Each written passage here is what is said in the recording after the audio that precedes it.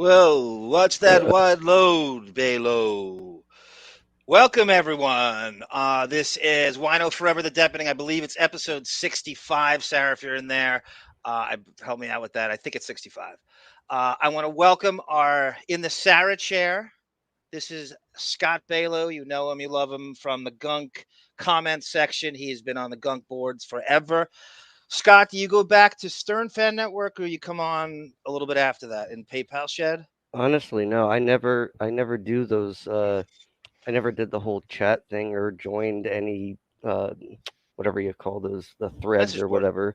But I Message board. found you guys like I've told you this same story when I was on with Gunk that one time, but in 2013, I think it was, I got really annoyed at Howard's bitching, Good and year. I That's a good year to get annoyed. I was like, I'm never listening to this again. I just turned it off and stopped, and then I found you guys like, I don't know, 2 years ago maybe. What was your breaking point? I wish I could remember the exact time, but he was just complaining about, rich people stuff Yeah, yeah, that yeah. it just annoyed me so much. I was like, I hate this guy. I gave him like 2 years to get either Artie back or a suitable replacement, and he just never did. And I think 2 years is more than enough time. You're a So huge Artie fan, right? I love Artie. Yeah, so you must have been so let's go circle back to 2009 December he leaves the show. He's actually fired from Howard through Sabian. Sabian's the hatchet man, so Sabian looks like he's the bad guy. It's really Howard firing him. He gets fired.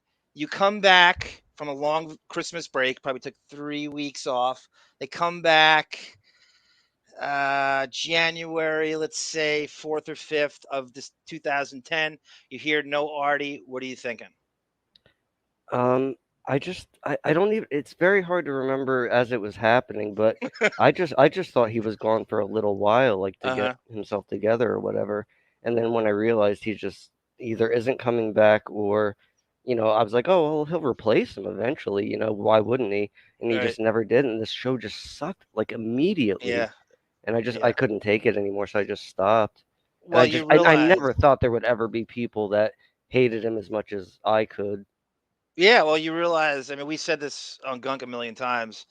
The transition to serious never could happen without the likes of you. If you knew Artie wasn't going to serious, would you have subscribed? Not a chance. I always hated Howard. Yeah, right. So they did the popularity contest. They realized Artie's easily the most popular person on the show. He doesn't make those. You can't pay Artie enough. I mean, he wasn't even getting. I think he was getting 700 grand. 700 grand at Sirius, and you can't. He could. They could have 10 times that because he is not making those bonuses. All that, all that partner shit I talk about, he is not meeting any of that stuff if it's not for Artie and the transition to Sirius. Yeah, I mean, I you can't can't hammer see it that home enough. happening. But And then about 2 years later, you realize, oh, he ain't ever coming back, and they're not going to replace him either. yeah, so I was just done. And but there was something else too with like because I was actually forced to listen to Stern at work, and I was like, oh, I don't want to listen to this crap because what I had heard in the I guess early '90s or whatever, I just thought it was garbage. And then, but just slowly, I'm like, who's this guy in the background? And they're like, oh, that's Artie Lang. And I was like, oh, and so like I might have been listening 6 months before I got serious because I was like, I'm not missing this guy for anything. So, but if It's without him, no chance in it's my. kind of funny because we're doing the Depp versus Stern tonight. Artie joining the show is very largely linked into when Depp appeared on the show in October of 2001. Artie was sitting in the Jackie chair. He was not hired yet, and he gets hired a month later. And he feels, and I think I'll play that on the next show because I couldn't quite find it. I don't know what effing folder I put it in. Artie was on a podcast, and he believes that the Depp interview and how he came off in that interview is the main reason, one of the top three reasons he actually got her. But he wasn't Howard's first choice. Adam Carolla was, Yeah, that's crazy. and he turned it down. Because I mean, if you're Carolla, why would you? You got the Man Show going on, Crank Yankers. You're doing like he must have had four things. Why would you leave that L.A. to be Howard's sidekick? And you knew it wouldn't. And I'm sure Adam knew it wouldn't work. Well, they rewrote that history pretty well, though. They changed it. Oh, we knew Artie was going to be the one He right never brings away. it up. Howard doesn't want to look like he got turned down. Of course not. You know. I want to say hi to A Smith. Welcome, sir. In your capital letters, missed you. Hope all is well. T Busy. Welcome, Melvin. Thank you, sir, and all your madman research. We're gonna get into a lot of the shit you found in that Wino Forever thread, which I love everybody in that thread. Johnny Bye Bye, Great Lazarus, and links because that's gonna be on. We're gonna get back into a little bit of the current. Well, no, we're doing Brooks, the lawsuit, Brooks versus Depp, and we're going to read a transcript. I found out it's not actually Camille she's on the letterhead, but she's not doing the cross examining. So it's just going to be, I'm going to be Brooks and Sarah's going to play the two lawyers in Liz Cheney form. And we're going to do a back and forth on the transcript. And then we're going to start it off. We're going to do some of the stuff you guys showed me in that thread as a preamble. And that'll be a half hour. Sarah, welcome. We'll see. I get Sarah. Hope you stay in the chat. Again, this is the Sarah chair, and this is Scott Balow sitting in. Say Hi, hello to him, Sarah. LL. There's Hooper 45. Welcome, sir. Who else we got here? Gina Bobina. The chat will be Bobina sized and her ebullience. Anybody else we're missing here? Let me just catch up. I'm so behind. Rooster Sideburbs. Welcome, sir. Sure you heard. We have Scott Balow. We have Scott Balow. Howard's Fluffy Duty. Welcome, sir. Hooper. See, the names get you. The chat's always great. You gotta let me catch up here. All right. So Bon Jovial may or may not join us. Aussies fuck up everything. Say A Smith. Arm is as late as my period. I'm on ARM time, Melvin. So we're gonna probably get ready. I got a ton of MP4 audio and video we're gonna play. This is a pretty freewheeling show. It is the relationship Depp has had in the history of Stern. Whether Howard's bringing him up, it may not be the most fantastical, gloriously fucking salacious clip, but it's any mention he's ever had, from a guest, from a jealousy thing, from a scandal, from Depp's appearance on the show, and we're just gonna riff off and talk Stern. So I have no limitations on if Bela wants to go on a Howard rant through the vessel that are these clips. I spent a lot of time on this. It spans, I think the earliest one's 98, but I mean, I'm gonna go actually. I'm gonna go earlier than that because when you go into Mark's friggin', you can't find you. It's he didn't start really chronicling until I think 2000 or 99. So when you look for shit, you really got to listen to the whole show. So I wanted to kind of Yeah. listen for next time. Donnie Brasco came out a week before Private Parts did, but basically the same time. So I want to kind of find clips of Howard raging at Donnie Brasco for competing with his movie.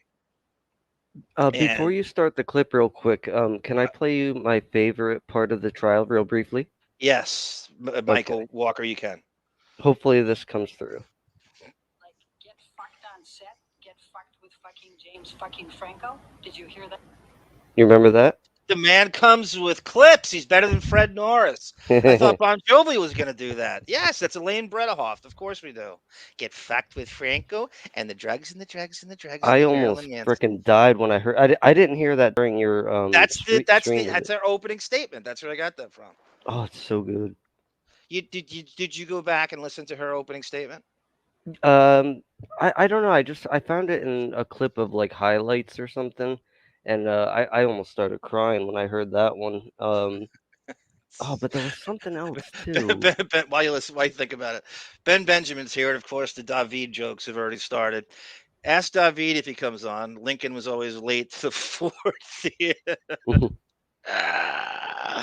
And a series of those will I mean he never runs out. And the whole chat joins in, and David takes it really well. It's only we're complimenting your precociousness.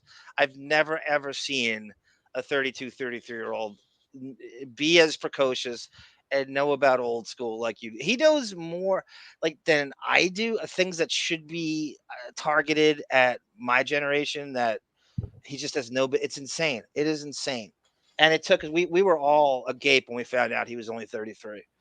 I mean, his Yeah. name's named after Mark Harris's lover. That David is not a. I didn't even Kevin, know that. That's hilarious. yeah, it was. Remember that it was a. He came in with. I think he came in twice. David, I have the video. Sunflower Dragon, welcome. The thunder at the end of this intro made my dog jump. I got a dog that can make you jump, honey. Kevin Cowie, welcome, sir. Cindy Lou Who, welcome. You were on fire in the chat last night. Don't think I didn't see it. I want that on a t-shirt. Who was Tiger Lily? Welcome. Hey, nice to hear a new. That's right. So Scott, you have never been on Radio Gunk, right? Tiger Lily said you've never been on like a square table, which we haven't done in a long time. That's a given in the summer. We're I gonna was be. on one episode with you. I don't remember. I think we were. Oh, geez, I don't even remember what the episode was about now. But Who we you were called talking Scott about Balow? what's that? Who you called Scott Balow? Yeah. Oh, so I'm gonna say it was a square table. We regularly did those super fan square tables, and we would bring in. I think it's one of the earlier square I tables. don't think it was. It wasn't that long ago. It was like within the last 2 years. I would say no more than a year ago. But I barely said anything. I was on with like maybe two other guys that are in the Do you chat. remember who anybody that was on? No, I don't. Kylo Sierra Alpha, welcome, sir. Andrew Morgan, welcome, sir. You ball buster, you beautiful ball buster. We have Brian Janu, who's Bulians. I love that word too. Cindy Clausen, welcome. Where'd you go? Where'd you go, Cindy? There's Gina. Oh, good. CB writes, I tried to go back and listen to the UK transcripts, but I could never find enough time using the YouTube. Is there an audio podcast? Yeah, CB, you know what? You really just kicked me in the ass to get on that. We have not been fastidious with, we were supposed to get that RSS feed. Our friend Boff was going to help me with that, and iTunes and all the shit for straight audio. You are absolutely right. I have no excuse other than utter scatterbrain laziness. I've converted them. I have a converter to make them into MP3s, so you could, on a nice car ride, you could listen. I'm very proud of those UK transcripts. I'm not proud of much, and there's nobody more self-deprecating than Scott Balow here, or but for some reason, I'm very proud of those. We transcripted all the stuff from the UK trial from 2020, which was never, there's no cameras in there. So we reenacted. I don't know if you saw that, Scott. Depp went on. I did Depp. Sarah played the lawyer brilliantly. Sasha Was. And we did, I think we're up to 5 parts. And this is 2 years before. And then we did another version. His agent, Tracy Jacobs, when she turned on him, Sarah played Jacobs, and I played Mr. Feeney. We didn't know what any of the lawyers sounded like, but now I know what Ben Chew sounds like. So now I could do it like him. Because you remember he would, in the times you heard Chew, he did a lot of the video testimonies. He was very robotic but avuncular, and he would go, I tried to go back and listen to the UK transcripts, but I can never find enough time using the YouTube. Is there an audio only podcast version anywhere of the Deeppening RSS feed? He almost sounds like the Tom Chiusano impression everyone would do. Bale, I don't know if you remember that. I punched my suit. Yes, yes. This guy's no joke. This Balo is no joke. Scott, tell everybody a little about yourself. Whatever you feel like divulging, you don't have to go into. I'm a loser. No, no, no. I We really don't use the L word on here. I do not fit into this world at all. I just the only things I understand is old punk rock and video games. That's about it. Tell us your There's really not favorite. much more. Tell us your favorite punk rock bands and your favorite video games. Well, my favorite punk band is just happens to be the greatest band in the world. They're called the Descendants, and they are, people will say like, oh, well, this is the Beatles of such and such genre. Right. Well, they're more the Beatles of music than the Beatles are. They are the best band in the world. They have very few bad songs. Most of them are hits, and they're a not very well known band. It's crazy, and they're from. What was their prime years if you had to choose? They're actually still playing now, but they were around from like I think it was either the late 70s or early 80s up until the mid to late 80s, and then they stopped. They did another band called All after that, which was the same lineup except the singer. And All was also a very good band, but like Descendants is like mostly like love songs and stuff, and they are amazing. But I mean, there's so many good bands that just never made it to the No, well, I mean that's mainstream. it's there is no best. When they say best band, right? This is the stupidest thing in the world. I The best guarantee you, if you musicians, the best give them a singers are the chance, people who don't make it. Well, I'm gonna give them a chance, and the best musicians and the best singers are not the people who get signed. It's the dumbest thing in the world if you think fucking Keith Richards is the best guitarist, oh or no, no, there's a guy playing on Bleecker Street at 3 in the morning on Wednesday night that could lick circles around him. He just yeah, never got signed. It just timing was wrong. it has nothing to do with talent. It has to do with the songs you write. You could be, Image, I mean, look, gimmicks, even like Nirvana. Like as much as people bring them up and it's annoying, they weren't the first punk band. I mean, grunge is a. I used to say grunge was a thing that didn't exist, but it does. There's like bands like the Melvins, which are awful, and they just sound like sludgy music. right? But Nirvana was a punk band, and not a very good one. I mean, Nevermind is a really good album. We, But that guy Josh Richmond. We played for Depp's best friend. He was Ronnie Seabach on Jump Street. We played some clips of him on our show. Did you hear those shows? I probably He's did, he's but a I'm not Guns N' interested. Roses producer. He directed a lot of their videos in the early '90s. He said that he likes to drive home. He said whenever I can tell people, Alice in Chains is the originator of grunge music. He said that he cannot drive that home enough. Really, Yeah, he said that it's like a mission of his to make sure that they realize that Alice in Chains started the Seattle scene, because it's often credited to Cobain, but he says nope, no, no, no, no, no, it's I Alice in Chains. actually remember hearing Nirvana for the first time. Like, it's so weird. Like, I can't remember anything, but I can remember the first time I heard like certain bands and songs. And I Yeah. very, very much remember the first time hearing Nirvana in seventh grade in my friend's driveway skateboarding. And I didn't like it at all. I thought it was awful. It was the Bleach album. Okay. It Do you was like, like the skater music? yeah, I Dead mean, Dead I'm into all Kennedys that. and okay, Nah, okay, not really. A lot of the old school punk is just boring and like I don't know. There's not much to it, like right. the very old school stuff. But Do you like, play instruments? Do you? I play guitar, but not very well. I bet you. Well, again, that's subjective. Yeah, Maybe I I think mean, it's great. I can write songs a little bit, and I mean, to me they sound good, but I'm a terrible. Like technically, I'm terrible. I used to hang out with a community of musicians in the late '90s, early 2000s, and everybody played guitar. And I just remember thinking, and they were all just like, I kind of wish I played drums because I could stand out. I could get. It was just too many of them. It was almost like first base, a lefty first baseman, and they're going. I mean, these guys are so good though, and it was such a shame. They were all. I mean, they were all as good as anybody you can hear. They just didn't time it right, and it came around when music was starting to die in terms of the commercial viability of it all. And they all played one guitar. I mean, I would just say to the guy, "Can you play Connected by the Stereo MCs?" And the guy'd have it figured out in 5 minutes. Oh wow. Well, I mean, you know what I mean, like the ear, that natural ear they have. Yeah, Those guys, yeah. yeah. So, what do you think about this? Melvin writes, my guess it's Artie was an HR nightmare that could have not had a chance of being involved in condoning his behavior. Artie could have sued since they made fun of his addiction. It's a very Melvin. That's a very, very great comment. It is a weird situation with Artie, as I have found out. I called the wrap up show once and I made some comment about sexual harassment, just to poke at the human resource side. I wanted to hear what they said.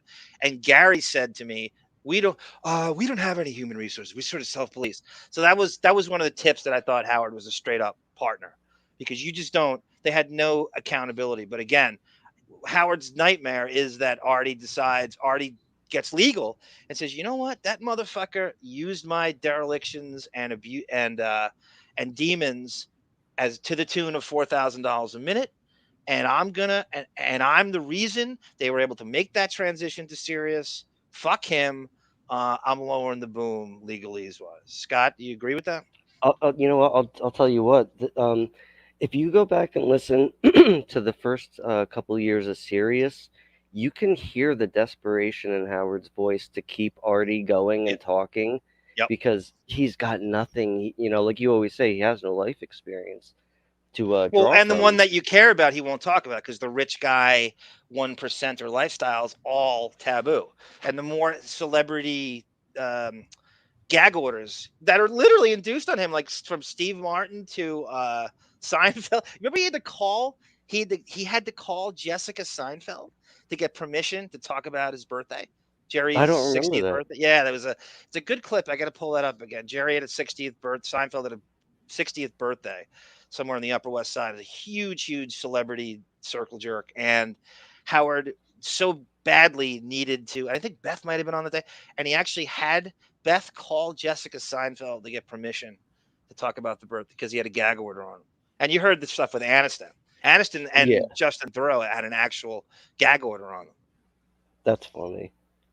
But you know what the weird thing is? I remember hearing like how desperate he was to have Artie there. Like you could tell he was really upset on the days that Artie would miss, you know, being out sick or whatever. And but then there was no transition. He was a very No, desperate man to hold on to Artie.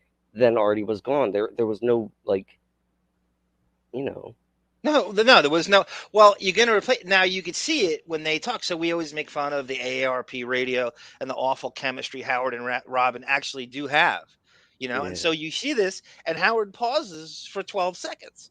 And we said this a bunch of years ago. I think I said it, and I was like, that's where Artie goes. So every time you see that fucking dead fart, dead air with nothing, and they have nothing to punch it up. And he's staring at a screen with 70 monitors and 70 writers trying to tell him what to say. That's where Artie would have went. That's how that time. God forbid Fred does anything, right? I mean, God forbid you're sitting there. You get There you Fred. go. Fred gets $6 million a year. Do you realize that?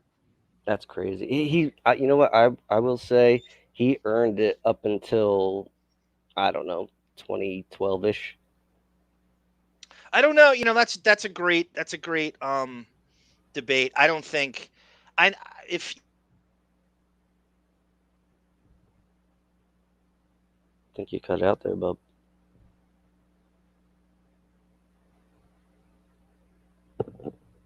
Hello. you how about now? Okay, there you go. Okay. I think where I cut out was Fred.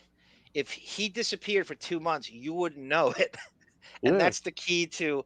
Now, what did you deem Fred's value? Sound effects or the yeah, occasional? he would always drop certain clips in it, like first of all, super fast, and he would always have like the funniest things to add. I can't think of an exact example, but he had me laughing more than next to Artie. He had me laughing the most with the sound drops. He has a kind of a Bon Jovial's brilliant at playing sound because last night he will do two things and he'll do Howard and Fred's job at the same time. Fred never updated his drops. So he'd be playing stuff from, 20 years ago and you're going, dude, can you just get one new I don't know if you listen to Corolla show, but he has a guy Bald Brian and he's very hip drops, it's like he just is dead wood. If I were programming that channel, I'd just be like, I come in and I'm trying to do like a pig vomit. I'm just like, so wait a minute. So let me get this straight. So this guy over here, he doesn't talk for a month. He plays two George Takei sound effects, and he gets what $6 million. And you don't have a show in the afternoon. This is the only live. We can hire 1,000 hosts to host an afternoon show, and just drop this Fred guy and have Richard do his job for Or for Sal. for 1/10 or Sal or both for 1/20th the salary. That's how an efficiency expert really should work. You're not Yeah. controlled by Buckwall. Like Marcy's an efficiency. That's the least efficient thing in the world is having Fred on the show, and Robin. No, Robin Robin gets is twelve the million dollars a year. least needed. She's a fat laugh track. That's all she is. Yeah, I mean the only thing I'll give her is that y- and I don't. I guess it's all about making Howard happy, and her laugh, as fake as it is, and as forced as it is, makes him happy. It's how that dumb show works, unfortunately. But It, other it than would be that, one it's thing the if she highest was paid truly newswoman. laughing, but Yeah. she'll laugh at him saying, I had a ham sandwich yesterday, Robin." Really? Is it needed? But that's every podcast nowadays. There's forced laughter constantly. Drives me crazy. But nobody's delivering material as badly as Howard does. No. You know what I mean? At least when someone like I go, you're laughing at that. When she laughs at something Howard says, now I'm going. I get more and more irritated. His stilted delivery. He can't tell a joke anymore. He doesn't know what a joke is. He doesn't know. He's so out of touch with anything. Could you imagine writing for a dullard like that with a Mhm. 79 IQ? Could you imagine trying to write him a joke and have him butcher it or deliver it? That's the. I mean, obviously, it's an easy job because they work so little. But if you're a comedy writer and you're trying to score, is there any worse than him delivering your joke? The only Robin laughing at it. That's the only thing worse. Yeah. And actually, you know what? The worst thing in the world is her new-ish laugh. That Yeah, yeah, yeah. The oh, panting. Yes, Howard has a I want similar to laugh kill to that. myself. His little rat laugh. Yes. Oh Well, it's God. like a Beavis, it's like a lazy Beavis and Butthead laugh. When he started, he and Ralph thought they were Beavis and Butthead in the 90s. Sunflower Dragon writes, the way Howard treated Artie was the beginning of my hatred towards the show. Artie obviously has problems, but he's a good person who brought so much to that show. No loyalty. I'm amazed to this day. Like guys like Balo. Artie is I don't think it's a question. The jump the shark moment for everybody is him leaving. Yeah. I don't even think it's close. I used to think it was close. Now it's not close. Now And I I, know it's him.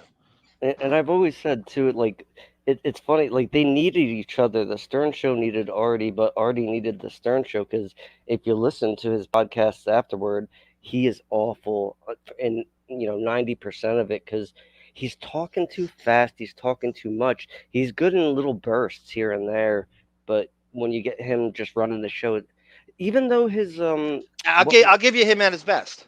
Did you listen to the Nick and Artie show when Nick DiPaolo was running the show? no, because I hate sports. Well, it didn't. It wasn't. I mean, they in theory they called it a sports show, but they talked about sports maybe 20% of the time. Do Oh, you really hate really? sports? Like what? How do you like your When I whole say life? hate, I don't understand sports. Like it doesn't thrill me at all. Like I can't. It would be like, well, actually, I was gonna say it would be like sitting there watching someone play a video game, but I would Right. think that's actually more fun. I just don't. I used to enjoy watching my nephews play video games. Yeah, I really did. It was a lot of fun. I think it was sometimes better than a real sporting event. I actually would rather watch them play MLB the show than watch a real baseball game.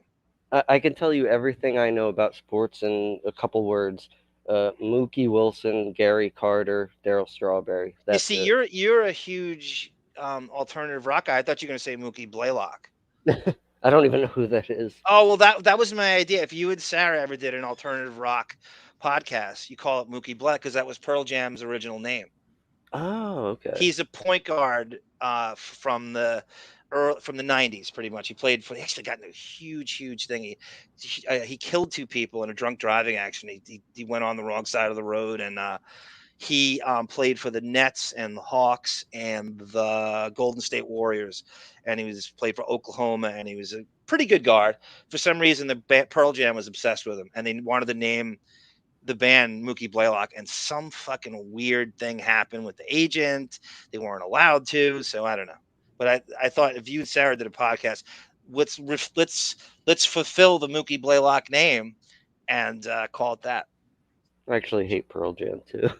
Do you hate them? You don't like any Pearl Jam songs? I like three Pearl Jam songs. One's a cover, Sonic Reducer, and they have a Okay. song called "State of Love and Trust," and that it's a somewhat newer one, meaning 10 years or so. The Fixer, I think it's Uh, called. okay. That's it. Is do you know what is the Fixer about?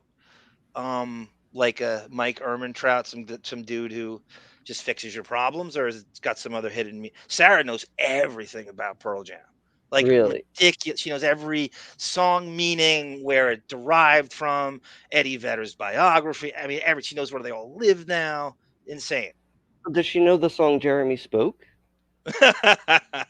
Well, it's always delightful to get a quip from Scott Balo. The Musculature. Pelican brief is the gift that keeps on giving. I think it was Gina Bobina that says we should probably just do that again. Man, I it is mean, I great. honestly, I never. Every time you listen to it, you pick up 5 or 10 more minutes you didn't hear the first time. Maybe your mind drifted, or maybe you just cannot pick that apart enough. So I My guess there's favorite never going to part be a part two. was there's a specific point where he walks across the stage with his arms out and he looks like Frankenstein. Yeah, And yeah, that's the best. I want to Photoshop a lawnmower in his hand as if I don't know. It looked like he's mowing a lawn. I mean, you've seen the Frankenstein one where he's got the arms in front. Well, that's the one you're talking about. That's the lawn. Yeah, yeah. I didn't even think about it as a lawnmower. That's the Frankenstein one. Urgh. There's gifs all over the place. I think Monique made some. Oh yeah. Totally. Yeah, yeah. You should get that and make it your avatar. I wish I knew how to do that kind of stuff. I'm a luddite, as you'd say. Well, you couldn't have gotten on here if you're not too much of a luddite. Artie couldn't have done this. Speaking of Artie, City Lou Who writes, Artie's increasing problems highlighted Howard's incompetence at dealing with others' problems. And yeah, a sociopath would, City Lou Who. In fact, deep down, he's rooting against him. I think he harbored to think because Artie won the popularity contest. He's Oh actually, yeah. even though he needs him for the show, he's secretly rooting for him to fail at the same time. It's weird. And And there's I would generally, go ahead, go ahead. I'm sorry. I would be remiss if I didn't bring this up for Crazy Robin. No more Hey Black Guy. What is going on here? Oh, are you asking the hard hitting question about Beanie Oh yeah. Mac? Yeah, it's easy. It's an easy answer. We would talk. Monique texted me and I said, "You want to? I think we should just drop. It's a lot of fun, and we should just drop saying, hey, black guy.' And then I go, I didn't even write her back.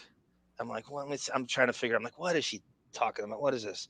And I'm like thinking maybe this, and then we spoke before a show. I'm like, are you talking about? So Beanie Mac's daughter listens to the show, Mm-hmm. so she just thinks it's just bad racial form to just say that, and it's just kind of a sloppy. And I'm like, we've gotten enough mileage out of it. We can retire it. We've done enough with it. If his daughter, I don't need his daughter thinking that's weird, So we decided just to drop it. I can see that side of it, but I think the happy medium would be ask Beanie Mac if he likes it or not. If he likes it, go Oh, for he's it. If fine with it. not, I'm sure he's fine with it. yeah. You can't. He's so impenetrable. I would go as far to say he's beloved in our You midst. can always tell when someone says it with hatred, and you are Oh yeah, obviously not absolutely in saying the it with delivery, hatred. sure. Cindy Who writes, I saw a part of the Ramones concert when they came to Drexel in the 80s. They were so awful when we left. Cindy Who, I have a very obscure basketball reference. I don't know if you know this guy. I used to like a very Lilliputian point guard on Drexel named Michael Anderson. Do you know who that is? He was like a 20 something point scorer, and I don't even think he was. I think he was 5'10", 5'11", which is crazy in Division 1 to score that much, or in the NBA, let alone. But I don't know if you remember Michael Anderson of Drexel. I I'm can't wait to hear if you do. Um, I remember the smells like Teen Spirit single played in my '78 Monte Carlo, says Pell. Nice. Plateau for me, says Gina. David, can you tell us about the first Andrew Sisters concert you ever attended? Shotgun flavored chewing gum, Jello Biafra voice, says Melvin. No, it's called the Land Out Top. So it looks like Bon Jovi is still not here. It is almost 8 o'clock Eastern time. So I'm going to start here, and there's no real continuity to here. I'm going to try to make continuity. So I'm going to start with Howard and Depp have had a rickety. Howard is in so many ways obsessed with trying to look like Depp, be like Depp. There's a scarf thing when Howard's scarf thing started. That was inspired by Depp. I don't even have that on. That's for next time. This is just part 1, guys, and I'm That capitulating to started the during Sirius, right? The scarf thing. yes, Okay. yes, Yes, and I had a whole um on my YouTube channel. I had a whole saga dedicated to when he first started wearing scarves, and the staff was goofing on him, like in not in a laughing with you kind of way. They're as they like, should. "What the fuck is this?" Just so he's desperate for the and Ralph's involved, so that's going to be for another arms asking bands to play covers. I think he's talking about when I asked my friend to play the stereo MCs. Yeah, yeah, I'm not. I thought it was fun. I have a. I think it's funny when a rock band plays pop. And I don't even think stereo MCs is really pop. I don't know what would you call that. It's just like techno rock. I don't Gotta know who get they are. myself connected. The writing's on the wall. Mm, And if you're not dejected, stumble you might fall. Stumble you might fall. That's I don't know what it's rock of some, but I don't know what genre to call. You know that song, Connected. I know that song. I think from a commercial. So I'm gonna play a clip here. This is from 1999 MTV. Depp is not in this clip, but he's talked about in this clip. Video Music Awards. The Stern Show, back when it was good, we used to go on location to stuff, and they have a relationship with MTV because they're owned by the same parent company, and a lot of the DJs worked on the New York K Rock, uh, different shifts. So you'd see the people, some of the MTV VJs, they knew Howard. Howard had some weird hold over MTV. So I am going to find my Depp for Stern folder, and this is the Stern Show at the MTV Awards, complaining about guests they can't book, and one of them happens to live in Howard's building at the time. Okay, here we go. Well, you think guests will come in? Well, it's a little early. No. I mean, the prospects are good though. The prospects are great. Yeah, because Entertainment Tonight's already out on the red carpet getting guests. And we got a whole list. You of should have people. asked to be on the red carpet. We did. Yeah, we did. Didn't ask me. Weren't you in that meeting when you guys said no? He was busy picking out his dress. Well, anyway, thank you, John. But wait No, a thank minute, you. didn't we get another list of the people who were not doing press tonight? Yeah, there are people who are not doing, but Regis Philbin and the artist formerly known. So, did you watch the MTV Video Awards, Balo? No, You never watched it once. I don't think so. Is that the thing that Howard did that stupid fart man thing? Yes, 1992. Yes, exactly right. I don't think I ever saw it live, but I've seen clips. Okay, so we all know what it is. MTV had, and then later on they had a movie award show. It was a very big deal for, I'd say, through the 80s and 90s. It was a huge deal. It popularized some musicians. Some of their best performances are on this thing. It was a huge party. It's a big event. I remember my friends and I would get drunk and watch it. I remember it being on Thursday night in September. That was my recollection of. And when you're that college age and then little post college in your 20s, Thursday night's kind of a going out night. It becomes like the new Friday. And so I remember many a week, and the host was, I remember Dennis Miller hosted it twice, and Chris Rock hosted this one. And David writes, what no one Stern understands is that none of the pieces have worked without the other one, including Jackie and Artie. Billy West is the only one who's kind of a one-man band. That's a good thought, David. As usual, you agree with that, Scott? Billy West is a one-man band? You know what? When I go back and listen to old, because I only started listening to Stern in like 2003, and I can't stand any of the older shows except for when Billy West is on. That's the only thing that's funny. Billy's pretty modest. I've never heard that guy brag. He will tell you like what he can do, but he's pretty. I think he's got low self-esteem, kind of like you. Mhm. You tell everybody what your avatar stands for, you'll know why. It's pretty morbid. If you read it, like it says red, it's a red E, and there's two dice, so ready to die. Are you And suicidal? Do you have? only in my mind. I would never do anything, but I dream of it as if it's a good thing to aim for. Well, let me see how I. The only reason I'm. Do you ever like, feel good? Like, is there ever? I remember. Did you ever see the movie Reality Bites? I have, but I don't remember it. Do you remember the scene where Ben Stiller and Winona Ryder are walking around? They're on a date, and I think they're drinking like a super big gulp. and Ben Stiller, I think, says to her, "Do you ever have this moment in life where you feel good for about 10 seconds?"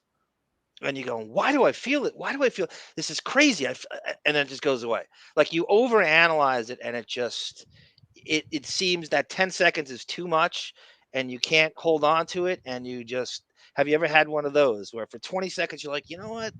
I like Scott Baio.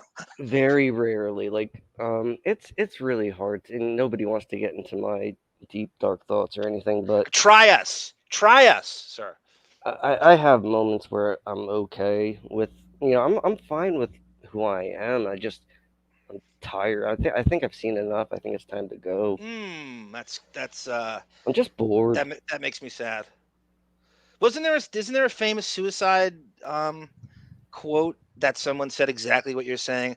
I'm not da da da. I'm not mad. I'm just bored. Somebody brought this up in the chat the other day. I think it was Melvin actually. It's That like a famous philosopher. It might be, yeah, Melvin. If you can find this, no, I think it it's was not from funny at Wayne's all. It's World. not funny at all. You just feel like there's nothing you want to do. There's nothing you want to. I mean, Exactly. you just feel like you've seen it all, done it all, No, and no. I live a very sheltered, small life. are you a minimalist?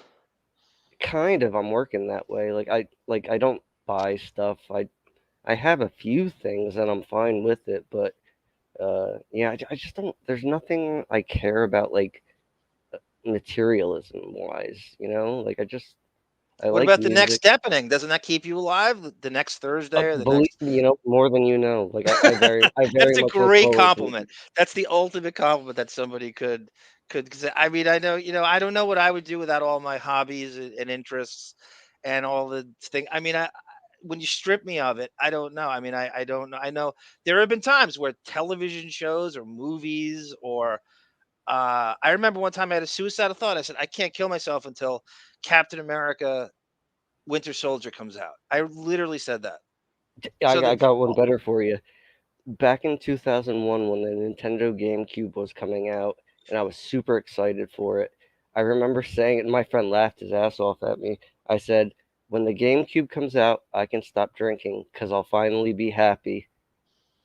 And he ripped me on that for years because it was the dumbest thing I've ever said. Of course, I continued to drink. it's not that dumb. I mean, the GameCube had a pretty short shelf life, though. I mean, it It was did, yeah.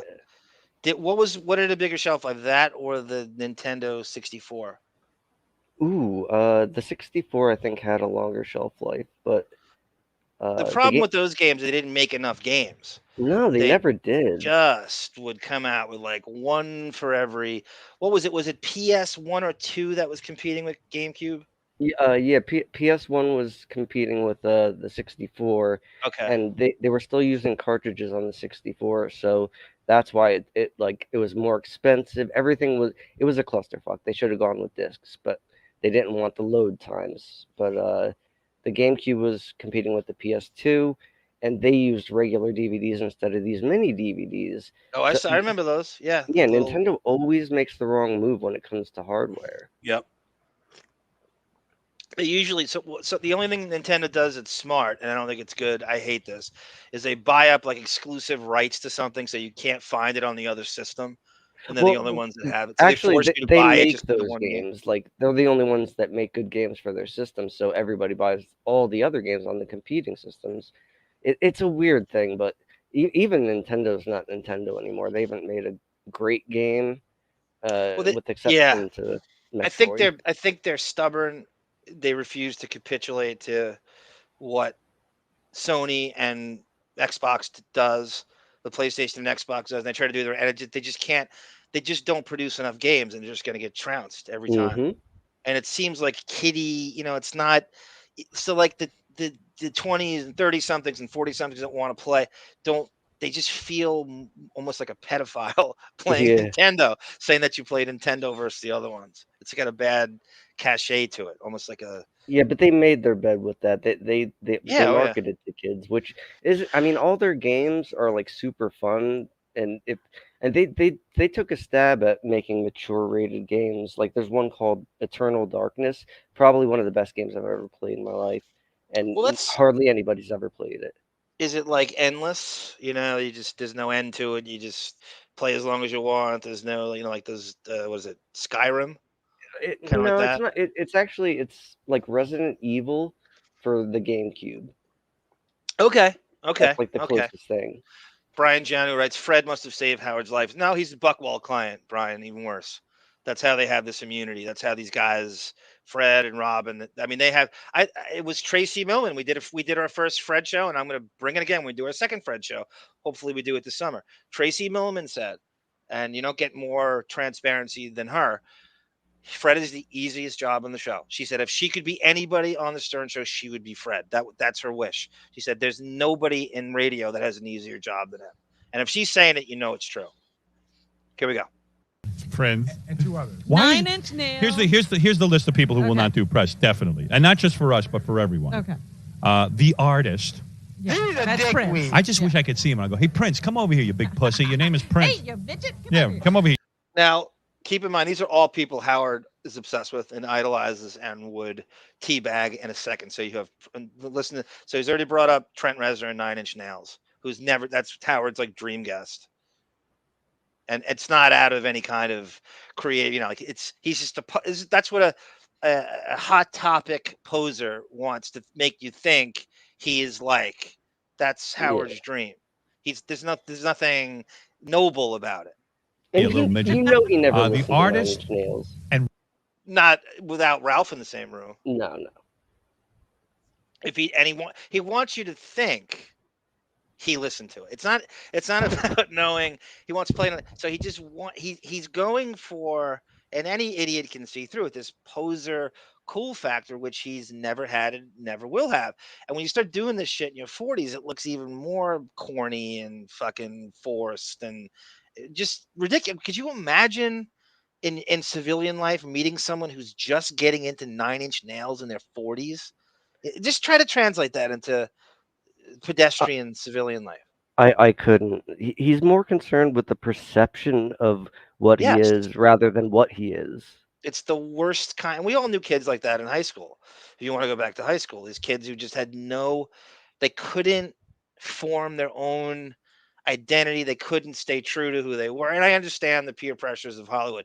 My goal in high school was I am allowed to know as much about Xavier McDaniel as I am Professor Xavier. And you're going to have to accept that I can talk the X-Men and Seattle Supersonics equally. Good for And I don't, you. that's thanks, Scott. Thanks for the endorsement. Regis. Regis. Why doesn't Regis want to do press? I mean, he's got to get up early. He's got Is that Kathy it? Lee. He's got problems. All right.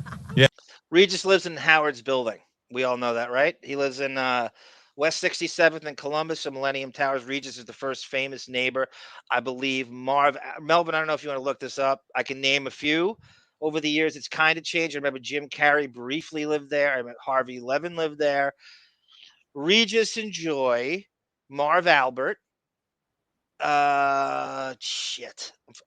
Steve Gutenberg. Everyone's Jewish. And one more was weird.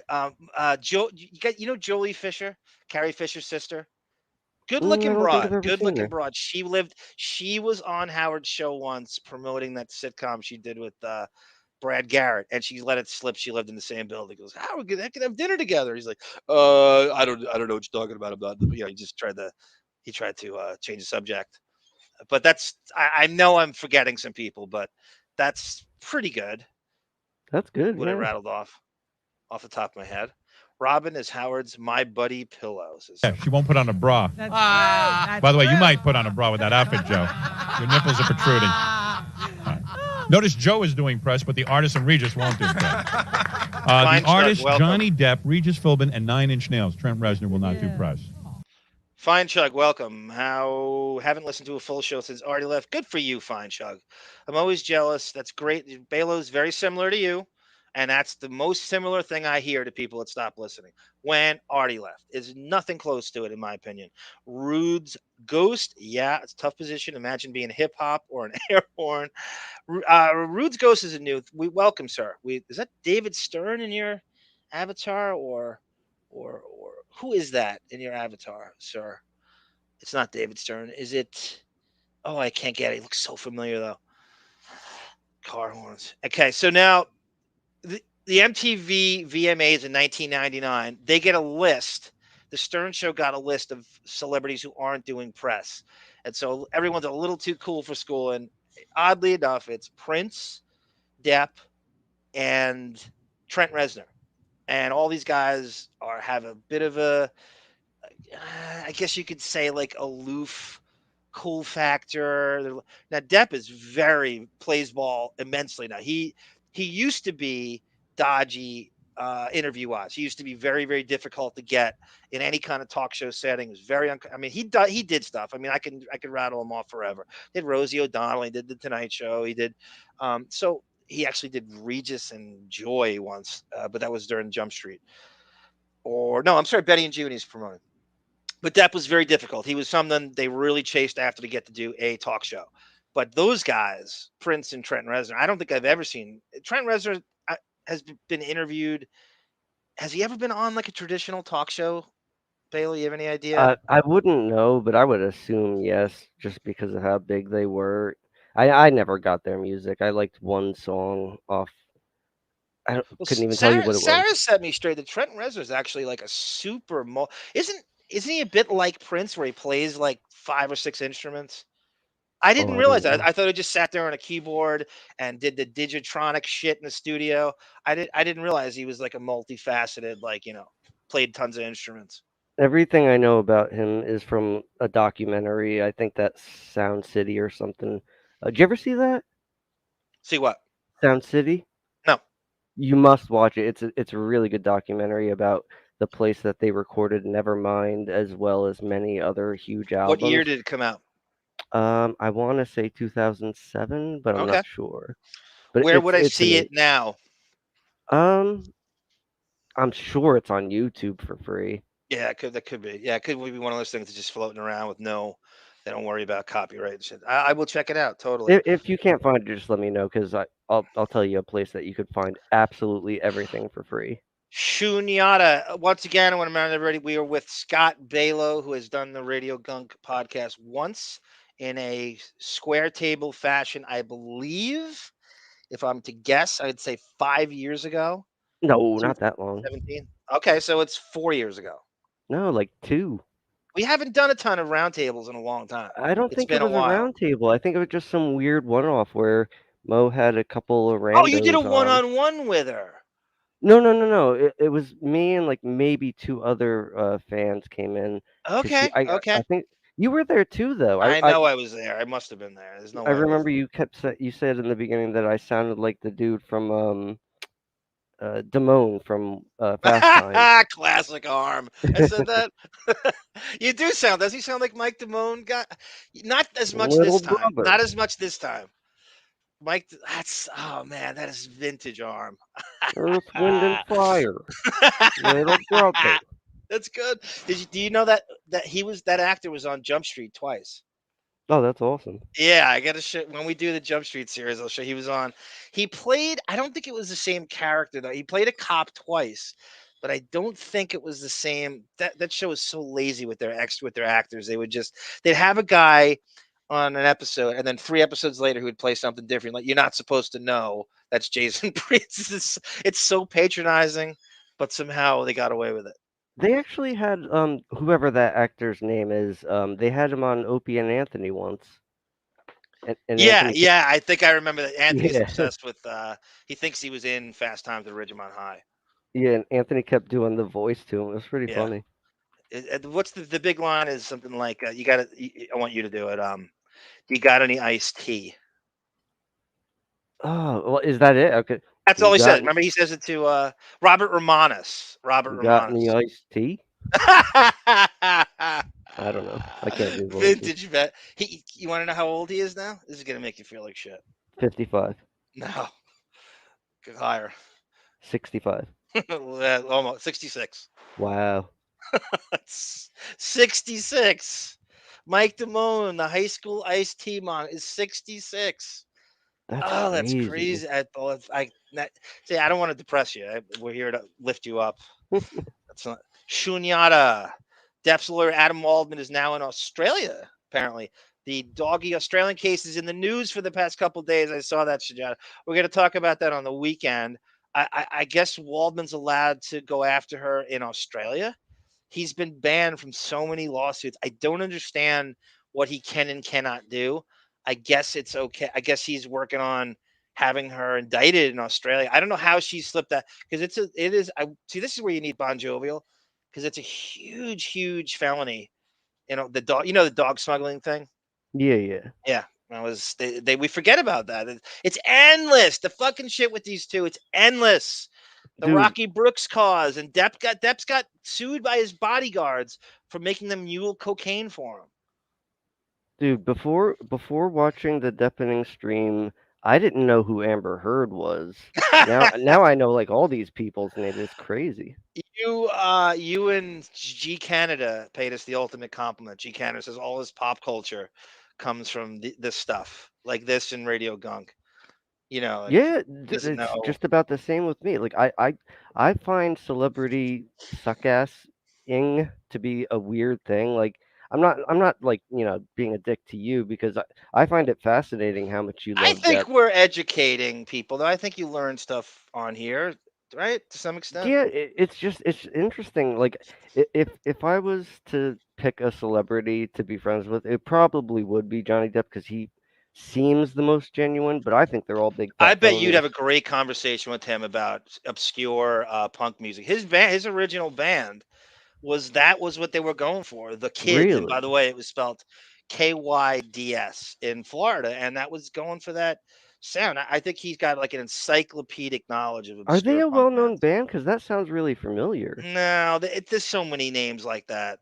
They moved to Florida. They moved from they actually in apparently they were fairly successful just as kind of an opening band in early to mid 80s Florida, Miramar, Southern Florida. They opened for the Pretenders, Wow. REM, Iggy Pop, um shit I'm forgetting, B-52s. So these bands that are kind of like you might think of them as cheesy, but back then they were cool. No, They they were were big. yeah, they were big, and that was when those bands were touring and nobody knew who they were. And so they'd have how that works. You have two or three opening bands, and they were like they look like New Kids on the Block. If you see a group picture of him and the Kids, I mean it's odd they're called the Kids because it looks like New Kids on the Block. A group picture of these guys. You saw the guy Bruce Whitkin. Did you see he turned on Depp in the trial? He's one of the guys in the band. Oh. He looked like a cross between Pacino and John Turturro. Yeah, I think I know the one that had like the hat on that looked like a fruit, gray No, hair. that was his agent. That was Christian Carino. That Oh, was his okay. next agent after Tracy Jacobs. This guy came in. It was like the second or third the last day, and he was Depp's best friend for years. Everyone's his best friend, but this guy, like from Miramar, and he turned. They had. I read the transcript. They had a $7 million falling out. He apparently bilked. He was running the music division of Depp's production company called Unison, and he somehow squandered 7 million bucks, and things were just never the same. And he just this weird falling out, and Depp blames him, he blames Depp, but it never recovered. So he was in that band, the Kids. His name is Bruce Whitkin. Cool. A lot of good music comes out of Florida, actually. Even like in the mid 90s. Tom Petty's from Florida, right? I think so. Yeah. Into the great wide open. Sunflower Dragon Watch. I was actually stunned by the Pelican Brief. Absolutely, I'm still stunned by it. Sunflower. I'm still stunned by it. Every time I watch it, I cannot believe, the gift that keeps on giving, the GIF that keeps on giving as well. And I think we need to do it again. Bon Jovial remastered it, and every time I watch it, I find a new 5 minutes I didn't think of the first time, or a new angle or something. You know what? You just reminded me of something with the that whole thing with Doctor Doom yesterday. Do you I know keep Doctor Doom? I don't, but Okay. I was thinking about if Howard was going to be in a superhero movie, they'd have to have Beth in this like all blue suit or all green suit, like walking him down steps if he's doing action scenes and shit. Well, the villain of Doctor Doom, I'm sure I mean, he's a fairly popular villain, and he was caught up in Fox Marvel rights, so they could not use him in the main Marvel Cinematic Universe. He's the main villain essentially in Marvel Comics, and his thing, he has a huge castle like Castle Grayskull, like 17 Squabble Lane. It's interesting that you could actually shoot the fucking movie in the Hamptons if you wanted to, and then Howard's, Darth Kermit modulation is kind of how Doctor Doom could sound behind the mask. But does he And look like a Marfan monster? no, his name's Victor Von Doom. Victor Von Doom's a good-looking guy. He went to, they were like, he's a genius. Everyone's a genius in comic books. He's a scientific genius, and he went to school with Reed Richards, Mr. Fantastic, and they used to compete with each other. And so they had a falling out, and Reed Richards, Doom blames Reed Richards for his face getting fried off and shit. So that's kind of similar to how Luthor and Superman go.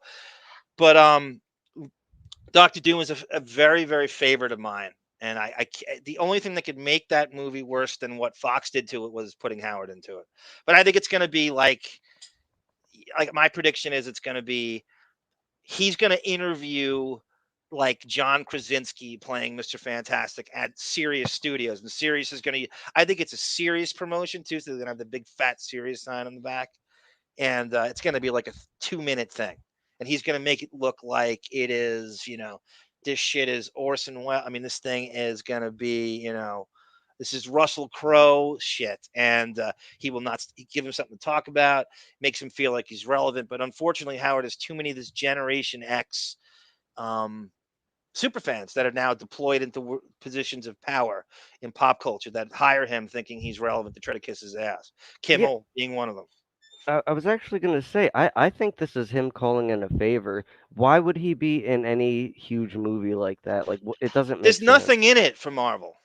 There's No. nothing in it for him. There's no way any needle's going to be moved. There's a box office ticket will be sold. There's nothing. If anything, it might repel people because I think it's very gimmicky to do that. It's stunt casting, and Marvel doesn't need to I think stunt he called cast. John Favreau and he asked, please, you got to do something for me. Nobody knows I'm still alive. Yeah, you got to remember too. Kimmel is owned by Disney, with Marvel owns Disney. I mean, Disney owns Marvel, and ABC is Disney. So Kimmel has all these friends that party that make me a birthday party. It's all these people. It's that whole. That's how it works. That cronyism, and they just throw each other fucking shit they don't deserve, and don't discount what Disney's role in all this is. Kevin Feige, who's the president of Marvel Films, was on those Geek Time shows all the time, as was Favreau, as was what's his name, Joe Quesada. So there's some weird, thing they have. Howard knows nothing about, and I think Howard's also jealous of the fact that Richard did that Guardians of the Galaxy 2 cameo appearance. Mm-hmm. So Always jealous. it's always under the auspices of Drexel Dragon, says Fine Chung. That's right, innuendo. Lauren. Did I miss any? Lauren Marie in here? I have not seen. I'm so behind on the chat. Okay, let me finish this. Johnny Depp. Johnny Depp. Johnny Depp doesn't even have a movie career, does he? He's got a new Unfortunately, movie. he does have a movie career. Except I don't know how does he Every keep movie on he going? does never makes money. It's a horrible movie. The astronaut's wife. horrible. He sleeps through it. You saw it? It's one of the worst movies I've seen this year. Yeah. Yeah. Well, we ought to put him in a dress. So boring. That's what I think. Joe, I like your outfit for Thank you. what it's worth. I, I'll know borrow it. I know. Nah, I don't think I'd fit in it. You're a much smaller size than me. Okay, this guy, this fruit basket Joe Rogan is an MTV executive.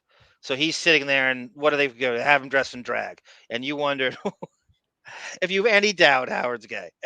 Just everything they do is back. Why would you even? He's worried about drag at the MTV-VMAs. So this is what happens when he perceives you as slighting him. You immediately get eviscerated, and no excuse. Depp doesn't want to do press. Who knows what he has to do? But now just stuttering John comes in. I saw the astronaut's wife. It sucks. So what happens if Depp does the show? All these things are great all of a sudden. Uh-huh. So that's got to get back to him. This is September of '99. So this is all that Depp does, and he's kind of famously stage frighty. Even though I don't know how a guy who plays in a band now is touring with Jeff Beck and he has concert dates booked one after the next, is how he, from the day you're in your late teens playing, opening for the Pretenders and REM, how the fuck you could be stage fright anymore? I just don't get it. But whatever, that's what he claims his deal is. So It this does is what seem strange. it is strange. It doesn't make any sense. You just don't. How could you be? Think about this, Scott. You're opening for REM in South Florida in 1983.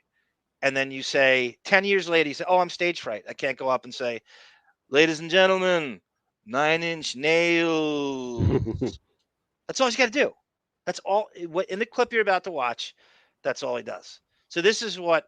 So Prince, Trent Reznor, and Johnny Depp blow off, and Regis Philbin. They didn't blow the Stern show off. They're just not doing any press.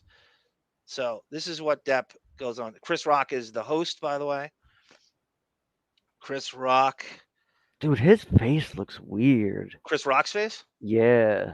Well, here's the thing about this clip is weird because you think about, just remember Will Smith, right? So guess who's in this clip?